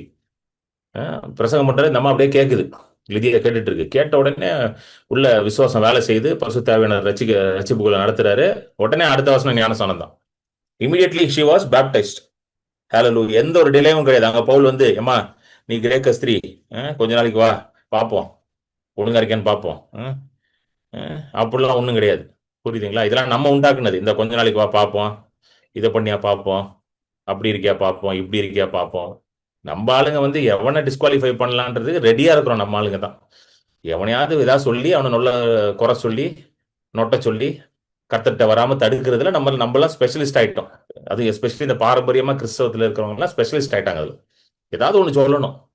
அன்னைக்கு ஒருத்தவங்க வந்து என்கிட்ட சொல்றாங்க, அவங்க ஏதோ சொன்னாங்கல்ல, இன்ட்ரெஸ்டிங்காக இருந்துச்சு. நம்ம மீட்டிங் வரவங்க தான் சொன்னாங்க. அவங்க என்ன சொன்னாங்கன்னா, இவங்க வந்து ஃபர்ஸ்ட் ஜென்ரேஷன் ரசிக்கப்பட்டு வந்திருக்கிறாங்க, வேற மார்க்கத்திலேருந்து ரசிக்கப்பட்டு வந்திருக்கிறாங்க. அவங்க கிட்ட வந்து இந்த பரம்பரை கிறிஸ்தவர்கள்லாம் சொல்றாங்க, உங்களுக்குலாம் நிறைய பிரச்சனை வரும், நீங்க இப்போதான் ரசிக்கப்பட்டு வந்திருக்கீங்க, ஸோ அந்த பழைய இதெல்லாம் இருக்கும், அதெல்லாம் பின்னாடி வந்துகிட்டே இருக்கும், நாங்களாம் பாரம்பரியமா இருக்கிறோம், இதெல்லாம் எங்கேருந்து கத்துக்கிட்டாங்கன்னு தெரியல, இதெல்லாம் பழைய இதெல்லாம் பின்னாடியே இருக்குமா. அப்போ நான் பாதி ரசிப்பு தான் ஆண்டவர் கொடுப்பாரா? நீ இப்போதான் ரசிக்க ஃபர்ஸ்ட் ஜென்ரேஷனா பாதி ரசிப்பு, இந்த ஏற்கனவே பாரம்பரியமா 3-4 ஜென்ரேஷனா ரசிக்கப்பட்டா முழு ரசிப்பா? இது என்ன கதையா இருக்குது? இது நம்ம ஆளுங்க மாதிரி இந்த மாதிரி வந்து சொல்றது நம்ம ஆளுங்க தான் ஜாஸ்தி. இதனாலேயே வந்து பாதி பேர் வந்து பாய்ந்து ஓடுறான் நம்மளை பார்த்து. இதெல்லாம் ஒன்றும் கிடையாது, இதெல்லாம் நம்பிட்டு இருக்காதீங்க. அதென்ன பாதி இப்போதான் ரசிக்கப்பட்டா எல்லாம் பின்னாடி அவர் என்ன வரும்? பின்னாடி ஒண்ணுதான் வரும். எனக்கு தெரிஞ்சு ரசிக்கப்பட்ட பின்னாடி ஒண்ணுதான் வரும், நன்மையும் கிருபையும் வாழ்நாள் எல்லாம் உன்னை தொடரும். இதுதான் எனக்கு தெரிஞ்சு வரும். ஹalleluya. எத்தனை பேர் நம்புறீங்க? நன்மையும் கிருபையும் தான் வாழ்நாள் எல்லாம் உங்களை தொடரும். வேற என்ன பின்னாடி வரும்? திரும்பி பாருங்க, வேற என்ன வருதுன்னு பாருங்க. நான் திரும்பி பார்க்கும் போது நன்மையும் கிருபையும் தான் எனக்கு தெரியுது, வேற ஒன்றும் தெரிய மாட்டேங்குது. ஹalleluya. அதனால இதெல்லாம் நம்பிட்டு இருக்காதீங்க. இவங்க சொன்னாங்க இல்ல, அவங்களும் நம்பிட்டாங்க, அந்த சிஸ்டரும் பாவம் நம்பிட்டு அவங்கலாம் வந்து 2-3 ஜென்ரேஷன் கிறிஸ்டியன் பிரதர், அதனால அவங்களாம் அப்படி சொல்றாங்க. ஏன் 2-3 ஜென்ரேஷன் கிறிஸ்டியன்? பாதி பேருக்கு கிறிஸ்துவே தெரியலையே. எங்க எத்தனை ஜென்ரேஷன் கிறிஸ்டியனா இருந்தீங்கன்னு முக்கியம் இல்ல, கிறிஸ்துவ தெரியுமா? இப்ப நான் கிறிஸ்தவ குடும்பத்துல தான் பிறந்தேன், நல்லா கேட்டுக்கோங்க. நான் கிறிஸ்தவ குடும்பத்துல தான் பிறந்தேன். என் 2-3 ஜென்ரேஷன் எனக்கு தெரிஞ்சு வந்து எங்க தாத்தா எல்லாமே கிறிஸ்டியன் தான். ஆனா எல்லாருக்கும் கிறிஸ்துவ தெரியுமானா டவுட் தான், கண்டிப்பா டவுட் தான். எல்லாருக்கும் தெரியுமா? என் குடும்பத்துல இருக்க எல்லாருக்கும் கிறிஸ்துவ தெரியுமானா டவுட் தான். இன்னைக்குமே நிறைய பேர் கர்த்தர் சுகமாக்குவார் நான் சொன்னா ஒத்துக்க மாட்டாங்கல்ல. எல்லாரும் ஜெனரேஷனல் கிறிஸ்டியன் தானே. என் குடும்பத்துல நிறைய பேர் சண்டைக்கு வராங்கல்ல, அது எப்படி சுகமாக்குவார்? அதெல்லாம் ஆக்க மாட்டார். அவரு வியாதி கொடுப்பார், வியாதி கொடுத்து உன்னை இது பண்ணுவார், அது பண்ணுவார். எத்தனை 2-3-4-5 ஜென்ரேஷனுக்கு கிறிஸ்டியன் பேசுற பேச்சாது. ஸோ இந்த 2-3 ஜென்ரேஷனா கிறிஸ்டியனா இருந்தேன், அவ்வளவு தூரம் கிறிஸ்டியனா இருந்தேன், இதெல்லாம் வந்து என்ன கிடையாது, ஆண்டவர்கிட்ட செல்லாது. விசுவாசம் இருக்குதா? விசுவாசம் இருந்தா ஆண்டவர்கிட்ட பெற்றுக்கொள்ளலாம், அவ்வளவுதான்.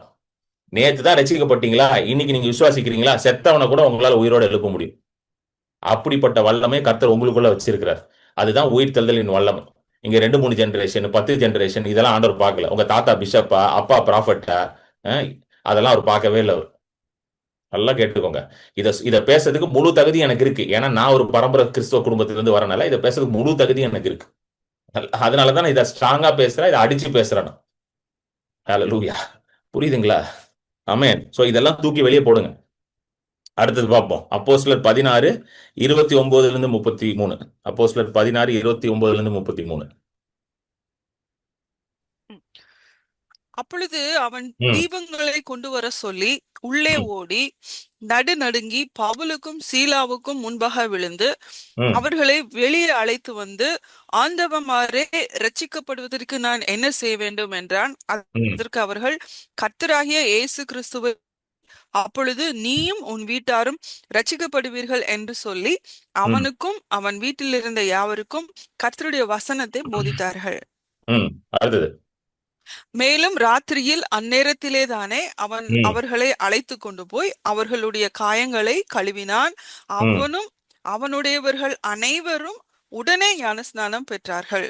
உடனே ஞானஸ்நானம்.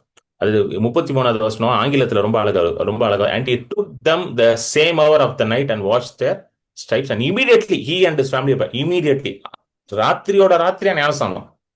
என்ன கதைன்னு பாத்தீங்கன்னா, பவுலும் சீலாவையும் சிறையில போட்டு அடைச்சிருவாங்க. பவுலும் சீலாம் துதித்து பாடுவாங்க, சிறைச்சாலை அப்படியே உடஞ்சிரும். அப்ப அந்த ஜெயிலர் ஒருத்தர் இருப்பாரு, பிலிப்பியன் ஜெயிலர். அவர் பயந்துருவாரு, இவங்க தப்பிச்சிருவாங்களான்னு சொல்லி பயந்துட்டு நடுங்கிட்டு இருப்பாரு. ஓடி வந்து, ஆண்டவரே நான் என்ன செய்யணும் ரட்சிக்கப்படுத்தணும்னு. உடனே அவர் சொல்லுவாரு, இயேசு என்ன பண்ணு, 31 ரொம்ப முக்கியமான வசனம், 31 போடுங்க. Believe on the Lord Jesus Christ and you will be saved, you and your household. 31வது வசனம். வசனத்தை வந்து கொஞ்சம் சீக்கிரம் போடுங்க, லேட் ஆக்காதீங்க, கட கட கடன்னு போடுங்க சொல்ல சொல்ல. தேங்க்யூ. அதற்கு அவர்கள், கர்த்தராகிய இயேசு கிறிஸ்துவை விசுவாசி, அப்பொழுது நீயும் உன் வீட்டாரும் ரட்சிக்கப்படுவீர்கள். ரட்சிக்கப்படுறதுக்கு என்ன பண்ணுமா? கர்த்தராகிய இயேசு கிறிஸ்துவை விசுவாசி, அவ்வளவுதான், விசுவாசி. Believe on the Lord Jesus Christ and you will be saved. சொல்லுங்க, believe on the Lord Jesus Christ. விசுவாசியால் ரட்சிப்பு. உடனே அடுத்தது என்ன நடக்குது? 33வது வசனம். 33 போடுங்க டக்குன்னு. 33ல வந்து உடனே அவளுக்கு, மேலும் ராத்திரியிலே, உடனே அந்த ராத்திரியிலே அவர்களுடைய காயங்களை கழுவினார். அவனும் அவனுடையவர்கள் அனைவரும் உடனே ஞானஸ்நானம் பெற்றார்கள். உடனே எல்லாம் உடனே டக்கு டக்கு டக்கு டக்கு நடக்குது. ரட்சிப்பு நடக்குது. அடுத்தது ஞானஸ்நானம். புரியுதுங்களா? You understand? நீங்க தேவனுடைய இருதயத்தை நீங்க இதுல பார்க்கணும். நீங்க ஐ see the heart of God here. ஆண்டவர் பொறுத்த வரைக்கும் எப்படி ஒரு மனுஷனை காப்பாத்தலான்னு தான் அவர் யோசிக்கிறாரே தவிர, அவனை எந்த அளவுக்கு தள்ளி விடணும்னு யோசிக்கிறதே கிடையாது. ஹல்லேலூயா. ஒரு மனுஷனை எப்படிலாம் காப்பாற்றணும்னு நினைக்கிற ஒரே தேவன் நம்ம தேவன் தாங்க. எப்படியாவது காப்பாத்திடணும், உடனே காப்பாத்திடணும், உடனே ஞானஸ்தானம், உடனே எல்லாம். பாத்தீங்களா எல்லாம் எப்படி நடக்குது? உடனே நடக்குது. புரியுதுங்களா? இதுதான் கர்த்தருடைய இருதயம். எப்படியாவது இவனை காப்பாத்திடணும், எப்படியாவது இவனை சுகமாக்கிடணும், எப்படியாவது இவனை ரட்சித்திடணும், எப்படியாவது இவன் வாழ்க்கையை முன்னே, இதுதான் ஆண்டவர் யோசிச்சுட்டு இருக்காரு. நீங்க யோசிக்கிறீங்களா உங்க பிள்ளைய பத்தி? அப்படி எப்படி யோசிக்கிறீங்க? உங்க பிள்ளைய தள்ளி விடணும்னு நினைக்கிறீங்களா? ஏதாவது சொல்லி தள்ளி விடு அப்படின்னு நினைக்கிறீங்களா? யாரும் அப்படி இருக்கீங்களா? சொல்லுங்க. இருக்கீங்கன்னா சொல்லுங்க, உங்க தலையில கை வச்சு உங்க உள்ள இருக்க பிசாசை ஓட்டுறேன் இயேசு நாமத்துல. அப்படியே யோசிக்கிறீங்க? எப்படியாவது என் பிள்ளைக்கு இது நடந்துடணும், ஏதாவது ஒண்ணு பண்ணி என் பிள்ளை இதை செஞ்சிட மாட்டானா, ஏதாவது உன் பிள்ளை அது அப்படிதானே யோசிக்கிறீங்க. கரெக்டா இல்லையாங்க? இப்ப நம்மளே எப்படி யோசிக்கும் போது ஆண்டர் எப்படி யோசிப்பாரு? ரசிக்கப்பட்டியா? வெயிட் பண்ணு, 1 வருஷம் வெயிட் பண்ணு, 5 வருஷம் வெயிட் பண்ணு, 10 வருஷம் வெயிட் பண்ணு, பார்க்கலாம். இந்த கவர்மெண்ட் ஆபீஸ்ல சொல்லுவாங்க, பார்க்கலாம். பார்க்கலாம். புரியுதுங்களா? அவருடைய இருதயம் ஒரு மனுஷனை ரட்சித்து அவனை ஞானஸ்தானம் கொடுத்து தன்னுடையவனாக ஆக்கிக் கொள்ளணும். இதுதான் அவருடைய இருதயம். இதுக்காக தான் அவர் இவ்வளவு பெரிய விளக்கறையும் கொடுத்தார். எப்படியாவது இந்த இந்த இந்த மனுஷனை வந்து அழிஞ்சு போகாம நான் காப்பாத்தி ரட்சித்து ஞானஸ்தானம் கொடுத்து என்னுடையவனா அவனை மாத்தி கொள்ளணும் அப்படின்றது தான் அவருடைய இருதய துடிப்பா இருக்கிறது. ஹல்லேலூயா, glory to God. புரியுதுங்களா அவங்க சொல்றது? அதனாலதான் வந்து அப்போஸ்தலர் நடபடிகள் ஃபுல்லா பாத்தீங்கன்னா உடனே உடனே உடனே எல்லாம் டிலேவே கிடையாது. இந்த டிலே பண்றதுக்குள்ள நம்ம ஆளுங்க தான். அடுத்தது வாங்க இன்னொன்னு பார்ப்போம். அப்போஸ்தலர் 18:8 18:8 கொரிந்தியர்கள் வந்து ஞானஸ்தானம் பெறுகிறார்கள். 18:8 ஜெப ஆலய தலைவனாகிய கிறிஸ்பு என்பவன் தன் வீட்டார் அனைவரோடும் கர்த்தரிடத்தில் விசுவாசமுள்ளவனானான். கொரிந்தியரில் அனைவரும் சுவிசேஷத்தை கேட்டு விசுவாசித்து ஞானஸ்நானம் பெற்றார்கள். கேட்டு விசுவாசித்து ஞானஸ்தானம் பெற்றார்கள். சொல்லுங்க, கேட்டு விசுவாசித்து ஞானஸ்தானம் பெற்றார்கள். இதுதான் ஆர்டர். கேட்டு விசுவாசித்து ஒரு 5 வருஷம் கழிச்சு ஞானஸ்தானம் பார்க்கலாம். அது கிடையாது. கேட்டு விசுவாசித்து ஞானஸ்தானம். சொல்லுங்க, கேட்டு விசுவாசித்து ஞானஸ்தானம். அதான் நான் சொல்றேன். யாராவது ஞானஸ்தானம் எடுக்காம இருந்தீங்கன்னா உடனே போய் எடுங்க. முதல்ல உங்க வீட்டுல யாராவது எடுக்காம இருக்காங்கன்னா அவங்களையும் எடுக்க சொல்லுங்க. சரிங்களா? இதுதான் ஆண்டவருடைய சித்தம். நீங்க ரட்சிக்கப்படணும், ஞானஸ்தானம் இருக்கணும் மட்டும்தான் ஆண்டவர் சித்தம். அவர் வேற எதையும் பார்க்கல. அவர் நீங்க கெட்டு போக கூடாது, நீங்க நல்லா இருக்கணும், நீங்க ரட்சிப்பின் நன்மையை, ரட்சிப்பின் ஆசீர்வாதத்தை முழுமையா அனுபவிக்கணும்ன்றது தான் ஆண்டவருடைய சித்தமா இருக்குது. ஹல்லேலூயா, ஆமென். முழுமையா நீங்க ஆண்டவருடைய நன்மையை அனுபவிக்கணும். You should enjoy the fullness of God's blessing. That is the will of God for you. அதனாலதான் உடனே பண்ண சொல்றாரு. கேட்டு விசுவாசிக்க உடனே ஞானஸ்தானம். எப்பா டிலே எல்லாம் கிடையாது, உடனே ஆகு, ஞானஸ்தானம் பெற்று உள்ள வா. ஆண்டவர் உனக்கு ஒரு பெரிய வாழ்க்கையை வச்சிருக்கிறார், ஆசீர்வாதங்களை வச்சிருக்கிறார், நன்மையான வாழ்க்கையை வச்சிருக்கிறார். எல்லா தீங்களும் வந்து உன்னை விலக்கி காப்பாத்துவார் அவர். நீ உள்ள வா அப்படின்றாங்க. அடுத்து இன்னொன்னு பார்ப்போம். அப்போஸ்தலர் 19:5. அப்போஸ்தலர் 19:5. ஆம். இதை கேட்டபோது அவர்கள் கர்த்தராகிய இயேசுவின் நாமத்தினாலே ஞானஸ்நானம் பெற்றார்கள். கேட்ட போது ஞானஸ்தானம் பெற்ற. பாருங்க எல்லாம் எப்படி வருது பாருங்க. Believe, baptised. கேட்கறாங்க, விசுவாசிக்கிறாங்க, ஞானஸ்தானம். புரியுதுங்களா? இப்போ எத்தனை பேர் புரியுது? No delay. டிலேலாம் ஆண்டவரோட இதுல டிலேலாம் கிடையாது. ஆமென். இந்த kingdom of God, God wants to save every one. தேவனுடைய ராஜ்யத்துல அவர் எல்லாரையும் ரட்சிக்கணும்னு விரும்புறார். அதனால டிலே பண்ண மாட்டார். அவர் டிலே பண்ண மாட்டார். Hallelujah, amen. Glory to God. இன்னொன்னு வந்து சில பேர் என்ன கேட்கறாங்கன்னா, இன்ஃபன்ட் பேப்டிசம், அதாவது வந்து பிறந்த குழந்தைக்கு வந்து பேப்டிசம் கொடுப்பாங்க. யூஸ்வலி இந்த Anglican church, Roman Catholic churches எல்லாம் அதை ரொம்ப அதிகமாக கொடுப்பாங்க. நான் ஆங்கிலிக்கன் சர்ச் பேக்ரவுண்ட்ல இருந்து வரனால நான் பிறந்த போதே எனக்கு சில மாதங்கள்ல எனக்குலாம் இந்த தெளிப்பு ஞானஸ்தானம் கொடுத்தாங்க. அப்படி கொடுத்தாங்கன்றது எனக்கு தெரியாது, எங்க அம்மா அப்பா சொல்லி தான் எனக்கு தெரியும். ஏன்னா எனக்கு தெரியாது, ஏன்னா 2 மாசம் 3 மாசம் பிள்ளைக்கெல்லாம் ஒன்றும் தெரியாது என்ன பண்ணாங்கன்ட்டு. சரிங்களா? ஸோ அது ஓகேவா அப்படின்னு கேட்டீங்கன்னா நல்லா புரிஞ்சுக்கணும். பேப்டிசம் எப்படி வருது பார்த்தீங்கன்னா, கேட்டு விசுவாசித்து ஞானஸ்தானம் பெற்றார்கள். சோ ஞானஸ்தானம் பெறுவதற்கான ஒரே குவாலிபிகேஷன் என்ன? ஒரே தகுதி என்னது? விசுவாசம். சொல்லுங்க, விசுவாசம். இயேசுவை விசுவாசிக்கும் பொழுது ஞானஸ்தானம் பெற்றுக்கொள்ள முடியும். ஆமென். சோ இப்போ பிறந்த குழந்தை, 2 மாசம் 3 மாசம் குழந்தை வந்து இயேசுவை விசுவாசிக்கிற அளவுக்கு அதுக்கு திறன் உண்டா அப்படின்னு கேட்டீங்கன்னா கண்டிப்பா கிடையாது. புரியுதுங்களா இல்லையா? கண்டிப்பா கிடையாது. சோ அப்படி யாராவது நீங்க வந்து சின்ன வயதிலேயே உங்களுக்கு வந்து தெளிப்பு ஞானஸ்தானம், அதாவது நீங்க குழந்தையா இருக்கும்போது கொடுத்திருந்தாங்கன்னா, இப்போ நீங்க இயேசுவை விசுவாசிக்கிறீங்களா? இப்போ நீங்க போய் என்ன பண்ணுங்க? கண்டிப்பா போய் முழுக்க ஞானஸ்தானம் எடுங்க. தப்பு கிடையாது, நல்லது. It is very good. Hallelujah. போய் எடுங்க. உங்க சபையில கொடுக்கலனாலும் வேற ஏதாவது சபையில உங்களுக்கு தெரிஞ்ச பாஸ்டர்ஸ் யாராவது வச்சு எடுங்க. அப்படி இல்லைன்னா என்னை கான்டாக்ட் பண்ணுங்க, நான் உங்களுக்கு அதுக்கான உதவிகள் செய்யறேன். ஆமென். ஸோ நான் அப்படி எனக்கு ஆண்டவர் அதை பேசினார். என்னோட வாலிப நாட்கள் ஆண்டவர் அதை பேசினார். நீ திரும்ப போய் எடுக்கணும்னு பேசினாரு. அதான் நான் சொன்னல, அதை நான் எதிர்த்து நின்று அதை நான் செய்ய மாட்டேன்னு சொல்லிட்டு இருந்தேன். அப்புறம் ஆண்டவர் என்னோட பேசி என்னை கன்வின்ஸ் பண்ணி எடுக்க வச்சார். எனக்கு யாரும் இப்படிலாம் கொஞ்சம் பிரசங்கம் பண்ணல பாருங்க. உங்களுக்கு இன்னைக்கு நான் இருக்கிறேன் நல்லா பிரசங்கம் பண்றதுக்கு. அன்னைக்கெல்லாம் யாரும் எனக்குலாம் இப்படிலாம் கொஞ்சம் சொல்லலை எதுவுமே. ஆண்டவர் சத்தத்தை கேட்டதுனால பொழைச்சேன். ஹல்லேலூயா, ஆமென்.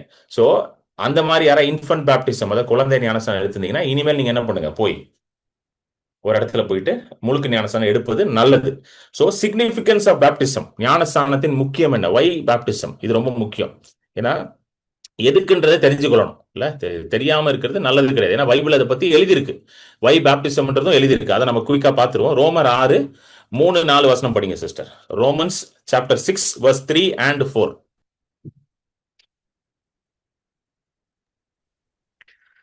கிறிஸ்து இயேசுவுக்குள்ளாக ஞானஸ்நானம் பெற்ற நாம் அனைவரும் அவருடைய மரணத்துக்குள்ளாக ஞானஸ்நானம் பெற்றதை அறியாமல் இருக்கிறீர்களா? மேலும் பிதாவின் மகிமையினாலே கிறிஸ்து மரித்தோரிலிருந்து எழுப்பப்பட்டது போல நாமும் புதிதான ஜீவனுள்ளவர்களாய் நடந்து கொள்ளும்படிக்கு அவருடைய மரணத்திற்குள்ளாக்கும் ஞானஸ்நானத்தினாலே கிறிஸ்துவுடனே கூட அடக்கம் பண்ணப்பட்டோம். ஆதலால் அவருடைய மரணத்தின் சாயலில் நாம் இணைக்கப்பட்டவர்களானால் அவர் உயிர்த்தெழுதலின் சாயலிலும் இணைக்கப்பட்டிருப்போம். போதும் சிஸ்டர், போதும். ஓகே. சோ இந்த ஞானஸ்தானம் இது என்ன பவுல் சொல்றாருன்னா, ஞானஸ்தானத்துல என்ன நடக்குன்னா, சிம்பிளா நான் உங்களுக்கு சொல்றேன். நீங்க அந்த தண்ணிக்குள்ள போகும்போது நீங்க என்ன சொல்றீங்கன்னா, கிறிஸ்துவுடனே நானும் பாவத்திற்கு செத்து அடக்கம் செய்யப்பட்டிருக்கிறேன். அதுதான் நடக்குது. when you are buried. யார வந்து அடக்கம் செய்வாங்க? மரித்தவர்களை அடக்கம் செய்வார்கள். சோ நம்ம எல்லாருமே பாவத்துல மரித்திருந்தோம். the Bible calls us dead to sin. அதாவது we were died. புரியுதுங்களா? நம்ம எல்லாருமே மரித்தவர்களாம், பாவத்துல மரித்தவர்கள். பாவம் வந்தனால மரணமும் உள்ள வந்துருச்சு. ஸோ நம்ம மரித்த நிலைமையில இருந்தோம். ஸோ நம்ம மரித்த நம்மளை சிலுவையில் அவர் என்ன பண்றாரு? அவரோட கூட சிலுவையில் நம்மையும் என்ன பண்றாரு? அறைந்து அவரோட கூட நம்மையும் அடக்கம் செய்தார். ஸோ அது தண்ணி விட்டு வெளியே வரோம்ல, எதுக்கு வெளியே வரோம்? அவரோட கூட உயிரோடு எழும்புகிறோம். அதுதான் எழுதுறாரு. ஸோ இது for we have been united together in the likeness of his death, certain we also be in the likeness of his resurrection. ஆதலால் அவருடைய மரணத்தின் சாயலால் நாம் இணைக்கப்பட்டவர்களானால் அவர் உயிர்த்தெழுதலின் சாயலிலும் இணைக்கப்பட்டிருக்கிறோம். இப்போ நாம் எந்த சாயல்ல இணைக்கப்பட்டிருக்கிறோம்? உயிர்த்தெழுதலின் சாயல்ல இணைக்கப்பட்டிருக்கிறோம். இப்பொழுது நம்ம மரணத்தின் சாயல்ல இணைக்கப்படவில்லை. ஹalleluya, glory to God. ஏனென்றால் நாம் கிறிஸ்துவுடனே உயிரோட எழுப்பப்பட்டிருக்கிறோம். இதுதான் நடந்திருக்கு. இது வந்து ரட்சிப்புலே நடந்துருச்சு. நல்லா கேட்டுக்கோங்க, இது ரட்சிப்புலே நடந்துருச்சு. நல்லா கவனிங்க, நல்லா கவனிங்க. இதுதான் ரட்சிப்பு. நீங்க ரட்சிக்கப்பட்ட உடனே இதெல்லாம் நடந்துருச்சு. இப்ப ஞானஸ்தானம் என்பது அதை வெளியரங்கமாக, அவுட்வர்ட் சைன், வெளியரங்கமாக நீங்க அதை காண்பிக்கிறீங்க உலகத்திற்கு. நான் கிறிஸ்துவுடனே சிலுவையில் அறையப்பட்டேன், மரித்து அடக்கம் செய்யப்பட்டேன், கிறிஸ்துவுடனே உயிரோட எழுப்பப்பட்டிருக்கிறேன் என்பதை வெளியரங்கமாக இப்ப காட்டுறீங்க. எத்தனை பேர் புரியுது? ரட்சிப்புலே நீங்க புது சிருஷ்டி ஆயிட்டீங்க. நல்லா கேட்டுக்கோங்க. ரட்சிக்கப்பட்டீங்களா? என்னைக்கு நீங்க ரட்சிக்கப்பட்டீங்களோ அன்னைக்கே புது சிருஷ்டி ஆயிட்டீங்க. இப்ப ஞானஸ்தானம் என்பது அவுட்வர்டு. இப்ப இது எப்படி சொல்லலாம்னா, ஒரு திருமணத்திற்கு சொல்லலாம். ஒரு பெண்ணும் ஒரு ஆணும் வந்து காதலிக்கிறாங்கன்னு வச்சுக்கோங்களேன். அவங்க சொல்லலாம், நாங்க 2 பேரும் காதலிக்கிறோம், மனப்பூர்வமா காதலிக்கிறோம் எல்லாம். அப்ப வீட்டுல நினைச்சிருவாங்க, எல்லாம் ரைட்டு, நீ மனப்பூர்வமா காதலி, எல்லாம் ரைட்டு தான், ஆனா ஒழுங்கா கல்யாணம் பண்ணு. சொல்றாங்களா இல்லையா? கரெக்டா இல்லையா? கல்யாணம் பண்ணு. அதுதான் வந்து நீ காதலிக்கிறன்றதுக்கான ப்ரூஃப். புரியுதுங்களா? நீ காதலிக்கிற அப்படின்றதுக்கான வெளிப்பாடு.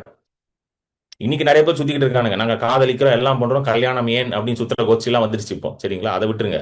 அந்த கதை அது எல்லாமே தேவனுக்கு புறம்பானது. அது எதுவுமே தேவனுக்கு பிரியம் இல்லாதது. புரியுதுங்களா? சோ 2 பேரும் காதலிக்கிறீங்களா, 2 பேரும் லவ் பண்றீங்களா, அப்ப நீ என்ன பண்ணாத, வெளியே அதை நீ வெளியில காமிக்கணும். நான் காதலிக்கிறேன், அவனை லவ் பண்றேன். அது எப்படி நீங்க ப்ரூவ் பண்ணீங்க? திருமணம் செய்து. புரியுதுங்களா? இப்போ அது போலதான் ஞானஸ்தானம். நான் இயேசுவை ஏற்றுக்கொண்டிருக்கிறேன், இயேசுவை என் ரட்சகரா இருக்கிறார், நான் வந்து பாவத்துக்கு செத்து அடக்கம் செய்யப்பட்டு நானும் கிறிஸ்துவோடனே உயிரோட எழுப்பப்பட்டிருக்கிறேன், நான் புதிய சிருஷ்டியா இருக்கிறேன். அதற்கு அடையாளம் என்னது? சைன் என்னது? ஞானஸ்தானம். எத்தனை பேருக்கு புரியுது? புரிஞ்சிருச்சுங்களா? இப்போ இதுதான் நம்ம செய்யணும்ன்றார். இதுதான் அதுக்கு அர்த்தம். கலாத்தியர்ல வந்து என்ன சொல்றாருன்னா பவுல், இதே கலாத்தியர்ல என்ன சொல்றாருன்னா, ஞானஸ்தானத்துல என்ன எப்படி அதை கொண்டு வர்றாருன்னா, கலாத்தியர் 3:27 போடுங்க. 3:27. ஏனெனில் உங்களில் கிறிஸ்துவுக்குள்ளாக ஞானஸ்நானம் பெற்றவர்கள் எத்தனை பேரோ அத்தனை பேரும் கிறிஸ்துவை தரித்துக் கொண்டீர்களே. கிறிஸ்துவுக்குள்ள ஞானஸ்நானம் பெற்றவர்கள் கிறிஸ்துவை தரித்துக் கொண்டீர்கள். புரியுதுங்களா? அதனால பேப்டிசம் இஸ் வெரி பவர்ஃபுல்.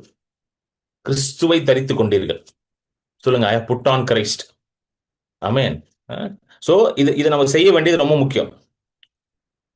இன்னும் சில பேர் வந்து சில பேர் என்கிட்ட கேட்டிருக்காங்க, என்ன கேட்டிருக்காங்கன்னா, சில கொஸ்டின்ஸ் நான் ஆன்சர் பண்ணிட்டு இருக்கேன்னா, ஞானஸ்தானம் எடுத்திருக்கோம், ஞானஸ்தானம் எடுத்த அப்புறம் பாவம் பண்றோம், அப்ப அது என்ன பிரதர்? எத்தனை பேருக்கு இந்த கொஸ்டின் இருக்கு? நிறைய பேருக்கு இந்த கொஸ்டின் இருக்குல்ல. ஞானஸ்தானம் எடுத்த அப்புறம் பாவம் பண்றோம், அதனாலதான் என்ன பண்ணிட்டாங்க எங்க சபையில, ரட்சிக்கப்பட்ட வெயிட் பண்ண சொல்லிட்டாங்க, நாங்க பாத்துக்கிட்டே இருப்போம், எப்போ பர்ஃபெக்டா இருக்கோ அப்பதான். அப்பனா எடுக்க முடியாது ஞானஸ்தானம். சொல்லுங்க, எடுக்க முடியாது. கரெக்டா? பர்ஃபெக்டா ஆன பிறகு உனக்கு கொடுக்குறேன்னு சொல்லி ஒருத்தர் சொன்னார் பாத்தீங்களா, ஒரு தேவ மனிதர். அவரும் பர்ஃபெக்ட் ஆகல இன்னும். கரெக்டா இல்லையா? அவரும் பர்ஃபெக்டா, எனக்கு உண்மையை தானே பேசுறேன். அவரும் பர்ஃபெக்ட் ஆகல இன்னும். யாருமே பர்ஃபெக்ட் ஆகல இன்னும். 2வது வருகையில தான் பர்ஃபெக்ட் ஆகும்ன்றது பைபிள்லயே போட்டிருக்கு. இந்த உண்மையை ஒத்துக்கணும் நம்ம. ஹல்லேலூயா, ஆமென். சோ சில பேர் இந்த கேள்வி இருக்கு, பிரதர் நான் ஞானஸ்தானம் எடுத்துருவோம் பிரதர், ஆனா ஞானஸ்தானம் எடுத்த பிறகு நான் ஏதாவது பாவத்துல விழுந்துட்டேன்னா, ஏதோ தப்பு பண்ணிட்டேன்னா, ஏதோ பொய் சொல்லிட்டேன்னா. நான் சொல்றேன், ஞானஸ்தானம் எடுத்தவங்க எல்லாருமே ஏதோ ஒரு இடத்துல விழுந்துகிட்டு தான் இருக்கிறாங்க.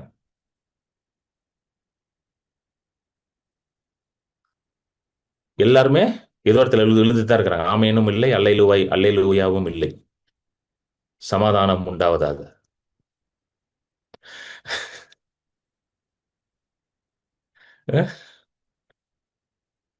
ப்ரூவ் பண்ணி காட்டுறோம் உங்களுக்கு.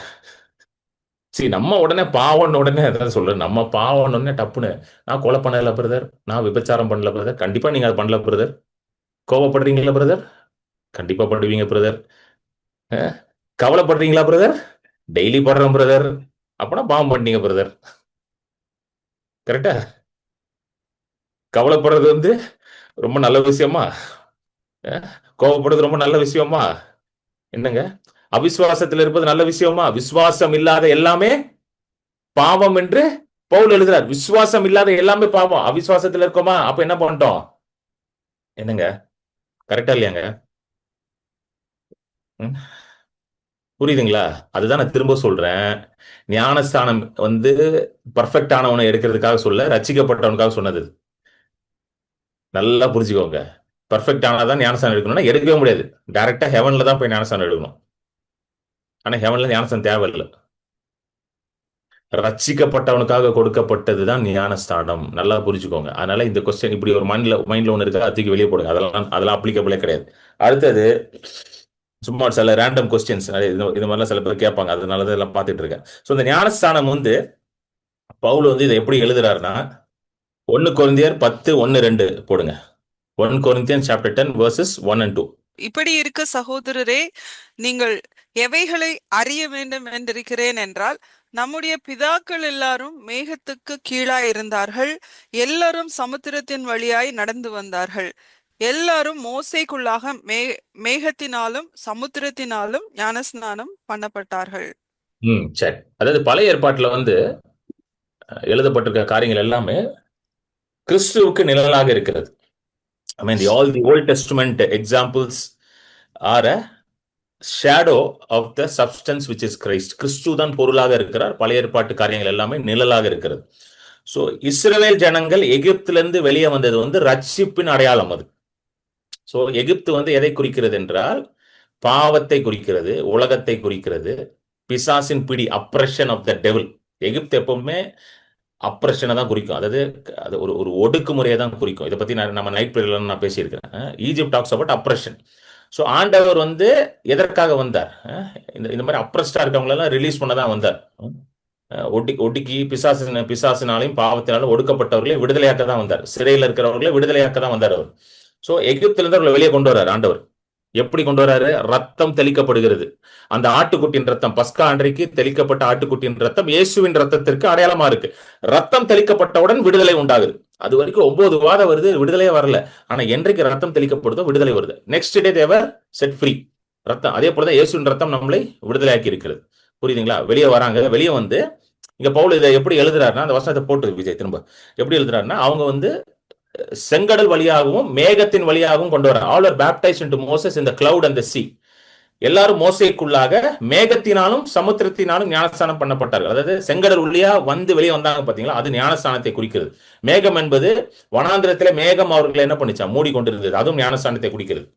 அது மட்டும் இல்லாம மோசே தான் அவர்களை வெளியே கொண்டு வந்தார். அதனாலதான் என்ன போட்டிருக்குன்னா, இல்ல 3வது வசனம் கிடையாது, முந்தின வசனம் தான். மோசே தான் அவர்களை கொண்டு வந்தார். அதனாலதான் மோசேக்குள்ளாக போட்டிருக்கு. இஸ்ரேல் ஜனங்களை வெளியே ரட்சித்து கொண்டு வந்தது யாரு? மோசே தான். He was the deliverer. இன்றைக்கு நம்மளை ரட்சிக்கிறவர் யார்? இயேசு. அதனாலதான் இயேசுவின் நாமத்துல இன்றைக்கு நம்ம ஞானஸ்தானம் பெறுகிறோம். இயேசுவின் நாமத்துல ரட்சிப்பை பெறுகிறோம். நம்ம we are getting saved in the name of Jesus. ஆமென். இது வந்து பழைய ஏற்பாட்டுல ஒரு நிழல். It is a shadow. புதிய ஏற்பாட்டுல இயேசு வந்து பொருள், சப்ஸ்டன்ஸ். ஆமென். ஹalleluya. புரியுதுங்களா? இதை வந்து பவுல் எழுதுறார். இப்படிதான் வந்து ஞானஸ்தானம் நடந்திருக்குது அப்படின்றத எழுதுறார். எழுதிட்டு சோ அதே போல இன்றைக்கு நாமும் எப்படி வந்திருக்கிறோம்? உள்ள ஞானஸ்தானத்தை தண்ணிக்குள்ள போய் வரோம். அதுதான் வந்து சிக்னிஃபை பண்றது. புரியுதுங்களா? இது ஒரு அடையாளமாக இருக்கிறது. ஆமென். இன்னொரு விஷயம் நம்ம பார்ப்போம். அப்போஸ்தலர் 2:41 போடுங்க திரும்ப. அவனுடைய வார்த்தையை சந்தோஷமாய் ஏற்றுக்கொண்டவர்கள் ஞானஸ்நானம் பெற்றார்கள். அன்றைய தினம் ஏறக்குறைய 3000 பேர் சேர்த்துக் கொள்ளப்பட்டார்கள். ஓகே, 3000 பேர். ஒரே நல்ல 3000 பேர் சேர்த்து கொள்ளப்பட்டார்கள். அப்படின்னா 120 பேர் இருக்கிறாங்க. பிளஸ் 3000 வேர் ஆடட். 120 பேர் மேலறையில் இருந்தார்கள். பரிசுத்தாவியை அருளப்பட வேண்டும் என்று, ஊற்றப்பட வேண்டும் என்று காத்துக் கொண்டிருந்தார்கள், ஜெபித்துக் கொண்டிருந்தார்கள். பெந்தேகோஸ்து நாள் அன்றைக்கு பரிசுத்தாவியார் ஊற்றப்பட்டார். அதுதான் அப்போஸ்தலர் 2 ஆரம்பத்துல நம்ம பார்த்தோம். அவர்களோடு இந்த 3000 பேரும் என்ன பண்ணார்களாம்? சேர்த்து கொள்ளப்பட்டார்கள். So totally 3000 plus 120 first day. புரியுதுங்களா? 3000 பிளஸ் 120. சோ எப்படி எகிப்திலிருந்து இஸ்ரேல் ஜனங்கள் வெளியே வரும் பொழுது எகிப்தோட எல்லா கட்டுகள்ல இருந்து ஆண்டவர் விடுதலையாக்கி கொண்டு வந்தாரோ, அதே போல ரட்சிப்பின் மூலமா ஆண்டவர் எல்லா கட்டுல இருந்து நம்மளை விடுதலையாக்கிட்டார். ஆமென். பாவக்கட்டுகள், சாபக்கட்டுகள், மரணக்கட்டுகள், பிசாசின் கட்டுகள் எல்லாவற்றிலிருந்தும் ஆண்டவர் நம்மளை விடுதலையாக்கி விட்டார். சோ எகிப்திலிருந்து அவர்கள் வெளியில வந்த உடனே வேதம் சொல்லுது அவர்கள் சுயாதீனர்களாக மாற்றப்பட்டார்கள். சுயாதீனர்கள்னா ஃப்ரீ மென் அப்படின்னு போட்டிருக்கு. சோ ரட்சிக்கப்பட்ட நாமும் சுயாதீனர்கள், ஃப்ரீ மென். எதுல இருந்து நம்ம ஃப்ரீ ஆக்கப்பட்டிருக்கிறோம்? பாவத்துல இருந்து, சாபத்துல இருந்து, கட்டுகள்ல இருந்து, பிசாசின் பிடியில இருந்து, எல்லாவற்றிலிருந்தும் ஆண்டவர் நம்மளை விடுதலையாக்கி விட்டார். இயேசுவின் ரத்தத்தின் மூலமாக. அன்றைக்கு ஆட்டுக்குட்டியின் ரத்தம், இன்றைக்கு இயேசுவின் ரத்தம். ஹல்லேலூயா. இதுதான் ரட்சிப்புல நடக்குது. ஆமென். சோ 3000 பேர் இப்ப என்ன பண்றான்? விடுதலையாக்கப்படுறான். எல்லா பாவ பிசாசு கட்டுல இருந்து விடுதலையாக்கப்பட்டு ரட்சிக்கப்படுறான். 3000 பேரும் ஞானஸ்நானம் பெற்றுக் கொள்றான். இந்த 3000ன்றது ரொம்ப ஒரு ஒரு ஒரு சிக்னிபிகன்ட் நம்பரா இருக்கு. ரொம்ப ஒரு முக்கியமான நம்பர். இது வந்து நீங்க எக்ஸோடஸ் 32:28 போடுங்க. யாத்ராகமம் 32:28 போடுங்க. அந்த மோசே வந்து சீனாய் மலைக்கு மேல போவாரு. ஆண்டவர் நியாயப்பிரமாணத்தை அவர் கையில கொடுப்பாரு.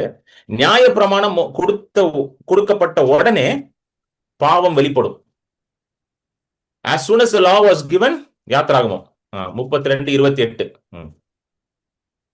லேவியின் புத்திரர் மோசே சொன்னபடியே செய்தார்கள். அந்நாளில் ஏறக்குறைய 3000 பேர் விழுந்தார்கள்.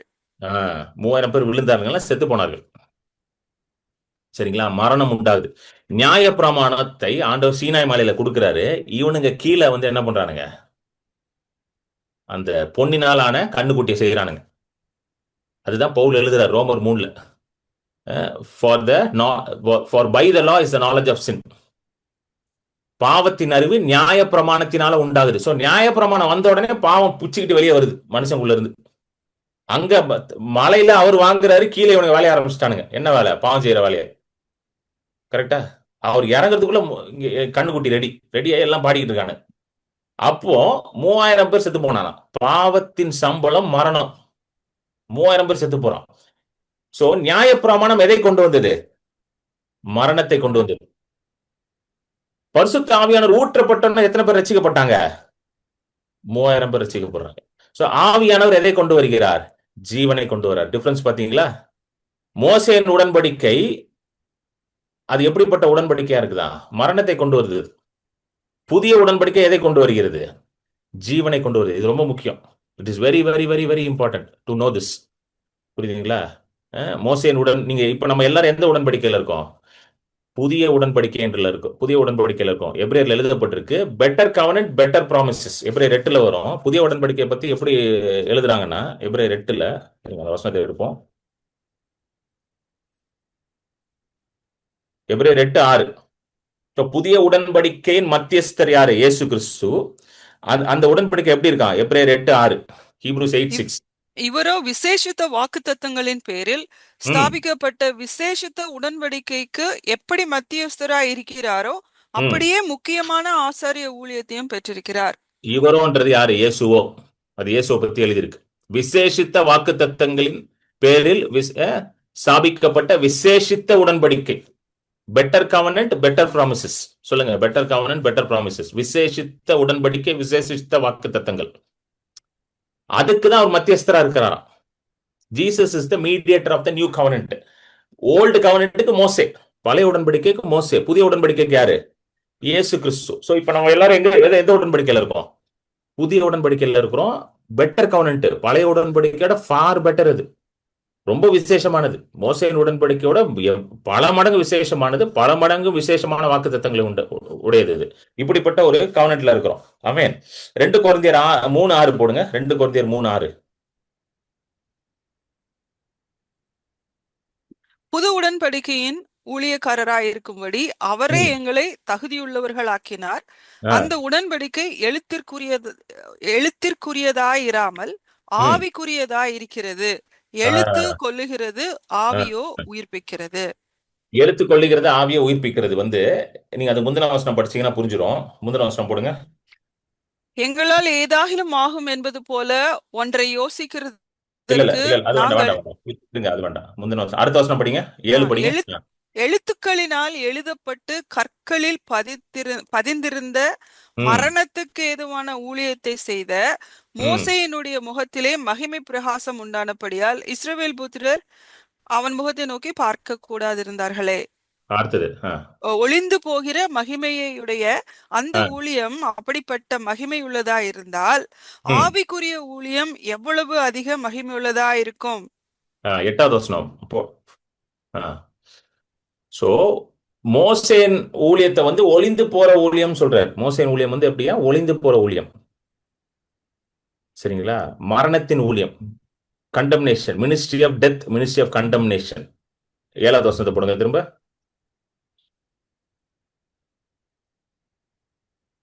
பாருங்க எப்படி போட்டிருப்ப. எழுத்துக்களினால் எழுதப்பட்ட கற்கள், அதுதான் வந்து 10 கமாண்ட்மெண்ட்ஸ், நியாயப்பிரமாணம், 10 கட்டளை. அந்த ஊழியத்தை வந்து மரணத்துக்கு ஏதுவான ஊழியமா. புரியுதுங்களா? அது மரணத்தை பிறப்பிக்குமா. ஏன்னா அது கீழ்படியலன்னா மரணம், உடனே மரணம் தான். எந்த ஒரு இதுவும் கிடையாது அதுக்கு. அதான் சீனாய் மலையில கொடுக்கப்பட்ட உடனே கீழே என்ன நடக்குது? 3000 பேர் செத்து போறோம். உடனே மரணம் நடக்குதாங்க. இங்க ஆவியானவர் ஊற்றப்பட்ட உடனே 3000 பேர் ரசிக்க போறோம். புரியுதுங்களா? சோ எது பெட்டர் கவர்னன்ட்? இப்போ நியூ கவர்னன்ட் தான். 8வது வசனத்துல போட்டிருக்குது, பழைய உடன்படிக்கையின் மகிமையே, அதாவது பாருங்க, ஒளிந்து போற மகிமையுடைய அந்த ஊழியம் அப்படிப்பட்ட மகிமை உள்ளதா இருந்தால் ஆவிக்குரிய ஊழியம் எவ்வளவு அதிகமா மகிமையா இருக்குமா. சோ இப்போ நமக்குள்ள இருக்கிற மகிமை வந்து அப்ப இருக்கிற மகிமையோட பெரிய மகிமை. ஹல்லேலூயா, glory to God. இதுதான் நற்செய்தியே. Amen. What is a good news? உங்களுக்குள்ள இருக்கிற மகிமை, கிறிஸ்து உங்களுக்குள்ள இருப்பதே மகிமையின் ரகசியம் என்று கொலோசியர்ல எழுதுறார் பவுல். கொலோசியர் 1ல எழுதுறார். சோ உங்களுக்குள்ள இருக்கிற மகிமை அந்த மகிமையை விட பெரிய மகிமை.